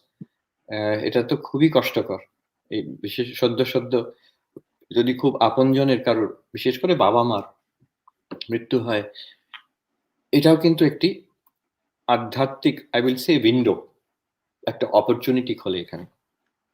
একটা কথা জানতে হবে যে বাবা এখনো আছেন। আপনাকে অত চিন্তা করতে হবে না। বাবা এখনো আছেন। তার জীবাত্মা তার নিজের কর্মের গতিতে অন্য অন্য লোকে চলে গেছে। তিনি, আপনার বাবা এই জন্মে যা ছিলেন এটা হওয়ার আগেও তিনি ছিলেন। এখন আর এখানেও ছিলেন, এবং এর পরেও তিনি থাকবেন। তিনি শাশ্বত সত্তা একটি, যেটা ভগবান শ্রীকৃষ্ণ অর্জুনকে বুঝিয়েছিলেন। এইসব রাজা যারা যুদ্ধে এসেছে, এরা আগেও ছিল, এখনো আছে, পরেও থাকবে। এমন কোনো সময় আসবে না যখন তারা থাকবে না। অতএব বাবা কিন্তু যে একদম নেই, চলে গেলেন আর তা নয়। তবে এটা ঠিক, যে রূপে তাকে পেয়েছিলাম, আমার বাবা রূপে পেয়েছিলাম, সে রূপে আর পাবো না আমি। এটা এখানে এই গল্পটি এখানেই শেষ হলো। তো তার জন্য obviously দুঃখ কষ্ট হবে। শ্রীরামকৃষ্ণ এটাকে দেখাচ্ছেন। তার যে সবচেয়ে প্রিয় পাত্র অক্ষয়, তার ভাগ্নে, তার যখন শরীর গেল, তখন তিনি দাঁড়িয়ে আছেন, হাসছেন, একটি ভাবে আছেন। সবাই ভাবছে এটা কি, হাউ ক্রুয়েল, যে আহ, যাকে তিনি এত ভালোবাসেন সে মারা যাচ্ছে, তিনি দাঁড়িয়ে দাঁড়িয়ে দেখছেন, আর একটা স্মিত হাস্য তার মুখে। উনি পরবর্তীকালে বলেছিলেন যে আমি পরিষ্কার দেখলাম যে তার, সে কোথাও যায়নি, তার যেন একটা ওই যে ময়ান থেকে যে, যে বলে যে ফ্রম দি স্ক্যাবার্ড, তলোয়ারকে বার করা হচ্ছে, আহ, তো শরীর থেকে জীবাত্মা বেরিয়ে চলে যাচ্ছে, সেটা আমি পরিষ্কার দেখতে পাচ্ছি। তো তিনি তো আছেন। কিন্তু আবার তিনি বলছেন, ঠাকুর বলছেন, পরবর্তীকালে যখন ভাবলাম যে তাকে আর কোনোদিন দেখতে পাবো না, তখন যে গামছা নিংড়ানোর মতন যে কষ্ট একটা কষ্ট হয়, আমার হৃদয়টাকে যেন একটা গামছা নিংড়াচ্ছে কেউ, ঠিক সেরকম ভীষণ কষ্ট হলো। তো সেটাতে অবতার পুরুষ, তো তিনি মানুষের দশাটাও দেখাচ্ছেন, আবার একটা দিব্য ভাবও দেখাচ্ছেন, এটা আমাদের জন্য। তো অতএব সত্যি কষ্ট আছে এখানে। বাবার জন্য প্রার্থনা করবেন, যখনই মনে কষ্ট হবে জানবেন বাবা আছেন, বাবার জন্য প্রার্থনা করবেন, তার যাতে মঙ্গল হয়। প্রভু, তোমার ছেলে তোমার কাছেই চলে গেছে, তুমি তাকে দেখো, এইভাবে প্রার্থনা করবেন। আপনি তো সবচেয়ে বেশি ভালোবাসেন বাবাকে, তো এই প্রার্থনা, যে ভালোবাসার প্রার্থনাটা, এটা খুব কাজ দেয়। এইটা করবেন। আর জপ ধ্যান করবেন, আহ, মন রাখবেন ঈশ্বরে। আলোলিকা দাস জিজ্ঞাসা করছেন, চারিপাশে যা যা ঘটছে বা যা কিছু আমাদের সাথে প্রত্যহ ঘটে, ভালো বা মন্দ, সেটাকে অ্যাকসেপ্ট করে নেওয়া বা মেনে নেওয়ার ক্ষমতা কিভাবে তৈরি করা কিভাবে তৈরি করা উচিত? ঈশ্বরে মন রাখলে হবে। যেটা অনিত্য জগৎ যখন আমাদের ব্যস্ত করে ওঠে, প্রতারিত করে ওঠে, নিত্যতে মন রাখতে হবে। মনে রাখবেন আপনিও নিত্য, জগৎ অনিত্য, ঈশ্বরও নিত্য। আপনি নিত্য, মানে আনচেঞ্জিং, ইটার্নাল রিয়ালিটি। আর ঈশ্বরও সেই আনচেঞ্জিং ইটার্নাল রিয়ালিটি। এই দুটোর মধ্যে সম্পর্ক সম্বন্ধ আছে। যেটা চেঞ্জিং, অনিত্য জগৎ, তার সঙ্গে নিত্যের কোনো সম্বন্ধ নেই, কোনো সম্পর্ক নেই। অতএব আমাদের মুশকিলটা কেন হয়, কষ্টটা কেন হয়, আমরা অনিত্য জগৎকে জড়িয়ে ধরি। তার জন্য সে আমাদের অনেক অনেক অনেক রকম প্রতারণা, অনেক কষ্ট হয়। আমাদের দেখতে হবে সংসার, তাকে আমি যেভাবে সেবা করতে পারবো করে যাব, কিন্তু আমার আসল জায়গা, ঠাকুর যেটা বলতেন যে বড় ঘরের ঝিয়ের মতো, তার আসল ঘর কোনো গ্রামে, কিন্তু সে বড় লোকের বাড়িতে কাজ করে যাচ্ছে। বড় লোকের যে ছেলে, তাকেই বলছে যে আমার রাম, আমার শ্যাম, কিন্তু জানে যেদিন আমার চাকরি চলে যাবে আমাকে সব ছেড়ে চলে যেতে হবে।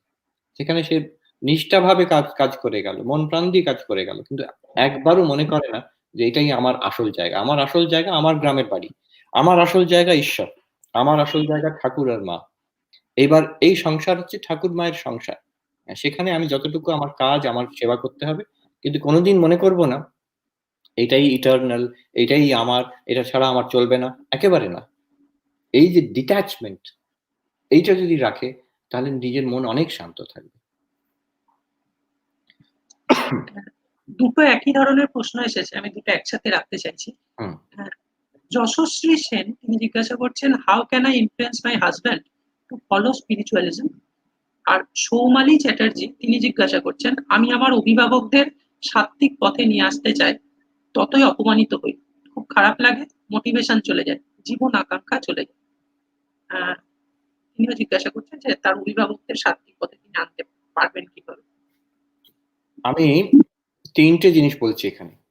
First and most important, I have to practice myself.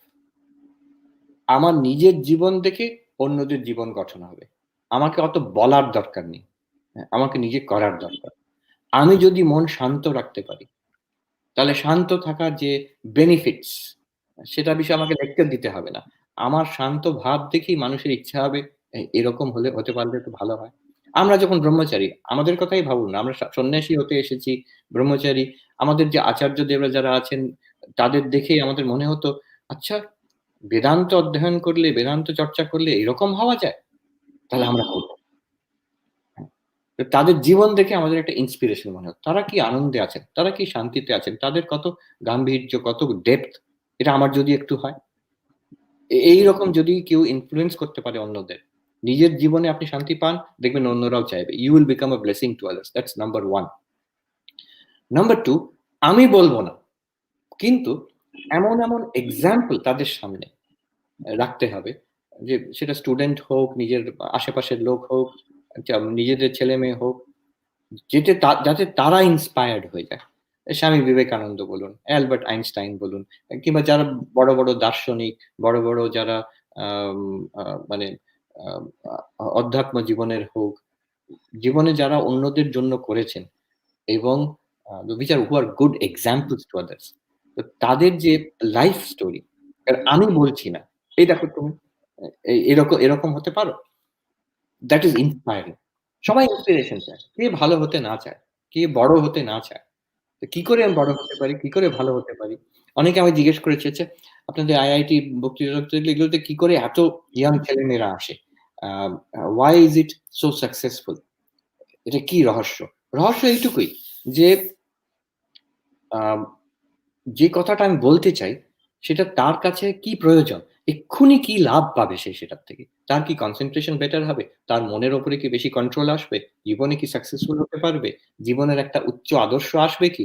এইসব জিনিস যদি আমি দেখাতে পারি, অটোমেটিক্যালি সাকসেসফুল হবে। কেন হবে না সাকসেসফুল? সবাই তো চায় সেগুলো। তো আমি যদি একটা বোরিং আম একটা অ্যাবস্ট্রাক্ট দার্শনিক দিক তুলে ধরছি, যেটা হয়তো আমার কাছে খুব ভালো লাগছে। কিন্তু তার সেই লেভেলই আসেনি এখন সেটাকে অ্যাপ্রিশিয়েট করার। তার কাছে তুলে ধরলে তার বোরিং লাগবে, তার ভালো লাগবে না। তো এই হচ্ছে যে hold um hold high ideals, attractive ideals in front of them, যেটা সে হতে চায়। সেটা তো কেউ বলল যে পড়তে চায় না। তো সেই ছেলেটি ইলন মাস্ক এখন টেসলা কার যে আবিষ্কার করেছে, অনেক কিছু করছে। তাকে খুব তাকে দেখে খুব সে মানে অভিভূত। আচ্ছা, ইলন মাস্ক ছোটবেলায় পড়াশোনা করার সময় সে নিজের ইচ্ছাতে এন্টায়ার এনসাইক্লোপিডিয়া ব্রিটানিকা পড়ে ফেলেছিল। এত বড় এনসাইক্লোপিডিয়া ছোট ছেলে সে পড়েছিল, beginning to end। এই কথা বললে এখন কোন বাচ্চার ইন্টারেস্ট না হয় যে আমি একটু পড়াশোনা করি বেশি করে। ব্রিটানিকা নাই পড়ুক, কিন্তু আরো বেশি আগ্রহ বাড়লো। তো এইভাবে ইন্সপায়ার করতে হবে। সামথিং দ্যাট ইজ অ্যাচিভেবল, কিন্তু হাইয়ার দেন, যে যেখানে আছে সেখান থেকে একটু উপরে তুলে দিতে হবে। তার নিজের স্বার্থটা দেখতে হবে। সে কি পাবে? আমি এই যে তাকে, নাহলে ছেলেমেয়েরা বলে আজকাল যে জ্ঞান দিচ্ছে। তো এই জ্ঞান দিলে তার কি লাভ হচ্ছে সেটা দেখতে হবে। আর তৃতীয় পয়েন্ট হচ্ছে নিজেকে যতটা পেছনে রাখা যায়।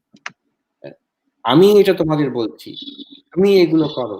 এগুলো কেউ শুনতে রাজি নয়। তো নিজেকে পেছনে রেখে উচ্চ আদর্শ তাদের সামনে রাখতে হবে। আর নিজের জীবনটা এমনভাবে হবে যে silently it will show the benefit of spiritual life. তাতে আমিও আনন্দ পাবো, আর অন্যরাও একটু আনন্দ পাবে, শান্তি পাবে। আমাদের আলোচনা বেশ দীর্ঘায়িত হয়েছে। হ্যাঁ, আমি আর ২টি প্রশ্ন দিয়ে আজকের এই হ্যাঁ। আলোচনা শেষ করব। একজন সন্ন্যাসী মহারাজ জিজ্ঞাসা করছেন, তার নাম আমি দেখতে পাচ্ছি না এখানে। তিনি জিজ্ঞাসা করছেন, সাধু জীবনে কেউ বেশি শাস্ত্র, বই কিংবা অন্য বেশি পড়েছেন, তার ইগো চলে আসছে। আবার কেউ কম বই পড়েছেন বলে তিনি হীনমন্যতায় ভুগছেন। হুম। এই দুটি সমস্যা থেকে মুক্তি পাওয়ার উপায় কি? হ্যাঁ, এইগুলো আবার শুধু সাধু জীবনে না, অন্য বিশেষ করে intellectual লাইফ এ আম কেউ থাকে, আমি এগুলো সব পড়ে ফেলেছি। অতএব আমার আমার এটা হচ্ছে জ্ঞান যোগের যে একটা বিঘ্ন বলা যেতে পারে। intellectuality প্রত্যেকটা যোগেরই বিঘ্ন আছে। আমি যেহেতু সাধু মহারাজ তিনি জানবেন, স্বামী প্রেমেশানন্দজির আম আছে যোগ বিঘ্ন বলে একটা এসে আছে।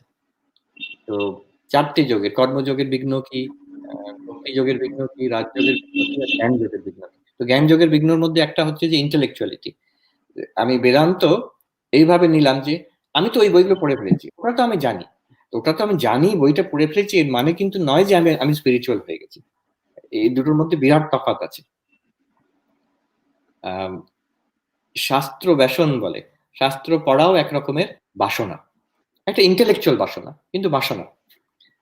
তো এটার সঙ্গে স্পিরিচুয়ালিটির তফাৎ আছে। এটা বুঝতে হবে যে ও যে অনেকগুলো বই পড়ে ফেলেছে, তার জন্য যে সে আরো বেশি বড় সাধু হলো, স্পিরিচুয়াল হলো, একেবারেই নয়। হতে পারে, কিন্তু নাও হতে পারে। এটাও খুব সম্ভব।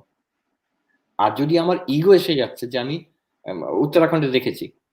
আম একটি সাধু, তিনি খুব বড় জায়গাকার একজন মহন্ত। তা আমাকে বলছেন, "এই যে ব্রহ্মচারী এখানে, তাকে আমি অদ্বৈত সিদ্ধি, তারপরে চিৎসুখী, খণ্ডনাখণ্ড খাদ্য, পড়িয়েছি, এটাকে বলে বৃহৎ প্রস্থানত্রয়। সে আপনাদের রামকৃষ্ণ মিশনে থাকলে কি এসব পড়ার সুযোগ পেত? কারণ এগুলো পড়ে নিয়েছে বলে তার একটা ইগো, যে আমি এগুলো আমি সব সব জেনে গেছি। তাতে কি লাভ হলো শেষ পর্যন্ত? কি করতে এসেছিলে আর কি হলো? আমি এসেছিলাম ভগবান লাভ করতে, আর আমার লাভ হলো ৩ টি বই। তো এই এটা তো নিজে একটু বুঝতে হবে। এখানে একটা ইগোর ব্যাপার চলে আসে। জ্ঞান যোগের বিঘ্ন হচ্ছে ইন্টেলেকচুয়াল ইগো। কিন্তু সেটা স্পিরিচুয়ালিটি নয়। তাকে নিজে বুঝতে হবে, আর অন্যদের কারো এটা নিয়ে হিংসা করার কোনো দরকার নেই। যে ও ২ টো বই বেশি পড়েছে। আমার মনে পড়ে স্বামী ভূতেশানন্দজি মহারাজ, তাকে একজন বরিষ্ঠ সন্ন্যাসী খুব প্রশ্ন করছেন। ভূতেশানন্দজি মহারাজ খুব আস্তে, আস্তে কথা বলতেন। উনি দ্বাদশ প্রেসিডেন্ট ছিলেন। একজন সেই সন্ন্যাসী, তিনি খুব পণ্ডিত মানুষ। তিনি প্রশ্ন করছেন, আচ্ছা অমুক বইতে তো এই বলেছে, তমুক বইতে তো এই বলেছে। আ তখন ভূতেশানন্দজি খুব আস্তে, আস্তে বললেন, তিনি প্রকাণ্ড পণ্ডিত মানুষ ছিলেন ভূতেশানন্দজি। সেই সন্ন্যাসীকে বললেন, দেখো তোমার মতন আমি অত বই পড়িনি বটে, যে কটা পড়েছি ভালো করে পড়েছি। সে একদম চুপ হয়ে গেলেন। সেই সন্ন্যাসী মহারাজ তিনি তাড়াতাড়ি প্রণাম করে ওখান থেকে কেটে পড়লেন। এই যে কটা পড়েছি ভালো করে পড়েছি। একজন খুব বড় অদ্বৈতী সন্ন্যাসী, আমাদের সংঘের নয়, বাইরের, শঙ্করানন্দ ভিক্ষু বলে থাকতেন কঙ্খলে। তা আমাদের সন্ন্যাসী ছিলেন ধীরেশানন্দজি মহারাজ, উনি খুব বড় বেদান্তী ছিলেন। তো এই শঙ্করানন্দ ভিক্ষু খুব নামকরা বেদান্তী ছিলেন, তার কাছেই যেতেন। তাকে একবার প্রশ্ন করেছিলেন, আম যে আপনি এত বড় বেদান্তী, আপনার তো কোনো বই দেখছি না। উনি একটা খাটিয়ার উপরে শুয়ে থাকতেন। আপনার তো বই, মানে হচ্ছে যে বড় বেদান্তী তার অনেক বই থাকা উচিত, লাইব্রেরি। আপনার তো কোনো বই-টই দেখছি না। তখন উনি বলছেন, "আমার আছে।" ওই হিন্দিতে বললেন, "আমার আছে, ৩ টে বই আছে আমার।" "কি বই?" "জাগ্রত, স্বপ্ন, সুষুপ্তি। জাগ্রত, স্বপ্ন, সুষুপ্তি, এই ৩ টে বই। এই ৩ টে বই পড়ে আমি বুঝে গেছি যে আমি তুরীয় ব্রহ্ম। আর কি দরকার আমার?" কি সুন্দর কথা বলেছেন। আচ্ছা, আজকের শেষ প্রশ্ন, সেটা এই সময়ের সঙ্গে বেশ মানানসই। কারণ অলরেডি মহালয়া হয়ে গেছে, বাতাসে পুজো, পুজো গন্ধ। সায়ন রায় তিনি জিজ্ঞাসা করছেন, মায়া আর মহামায়ার পার্থক্য কি? এটা খুব সোজা কথা। আ যে শুধু মায়া বলতে অদ্বৈত বেদান্ততে বোঝায় অজ্ঞান, সমষ্টি অজ্ঞানকে। ব্রহ্মের আ যে শক্তি, যার দ্বারা এই জগতের সৃষ্টি স্থিতি পালন হয়, এই শক্তিটাকেই মায়া বলে, মায়া শক্তি বেদান্ততে, অদ্বৈত বেদান্ততে। মহামায়া মানে সগুণ ব্রহ্ম।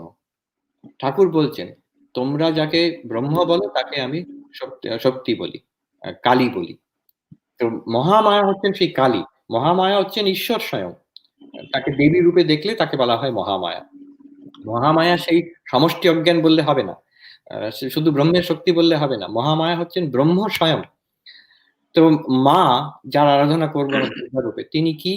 তিনি এই বিশ্ব ব্রহ্মাণ্ড, এই স্থূল জগৎ, যা দেখছি বিশ্ব ব্রহ্মাণ্ডে সবই মা। এবং যেটা সূক্ষ্ম জগৎ, আমাদের মনের মধ্যে চিন্তা, ভাবনা, যেটা সূক্ষ্ম তন্মাত্রা, এসব সূক্ষ্ম যে পঞ্চভূত কিংবা তন্মাত্রা, সেই সূক্ষ্ম জগৎটা সেটাও মা। এবং এর পারে যে কারণ, যেটা মায়া কিংবা শক্তি বলা হচ্ছে, সেটাও সেই মা। এবং এই ৩ টের পারে, স্থূল, সূক্ষ্ম, কারণের পারে, হ্যাঁ? জাগ্রত, স্বপ্ন, সুষুপ্তির পারে যে ট্রান্সেন্ডেন্ট একটি শক্তি আছে, আ ব্যা শক্তি নয়, যে সত্তাটা আছে যাকে আমরা ব্রহ্ম বলি, তুরীয় বলি, সেটাও সেই মা। তো মা হচ্ছেন এই সবটাই। স্থূল, সূক্ষ্ম, কারণ, এবং এই স্থূল, সূক্ষ্ম, কারণের পারে যে ব্রহ্ম আছেন, এই হচ্ছে মহামায়ার রূপ। তাকেই আমরা দুর্গা বলে আরাধনা করতে চলেছি। হ্যাঁ, আমার মনে হয় দর্শক বন্ধুরা প্রত্যেকেই আমার সাথে একমত হবেন যে আজকে ভীষণই একটি সমৃদ্ধ আলোচনা আমরা শুনলাম, এবং পরবর্তীকালে যে প্রশ্নোত্তর পর্ব হলো সেটিও বেশ, কিন্তু আহ, বেশ কিছু প্রশ্ন উঠে এসছে। আমি সমস্ত প্রশ্ন হয়তো তুলে ধরতে পারলামও না, কারণ আমরা অলরেডি আমাদের যা ধার্য সময় ছিল সেই সময়কে অতিক্রম করে গিয়েছি। মহারাজকে ধন্যবাদ জানানোর ভাষা আমাদের কাছে নেই, তবুও মহারাজকে আমরা সশস্ত্র প্রণাম জানাই।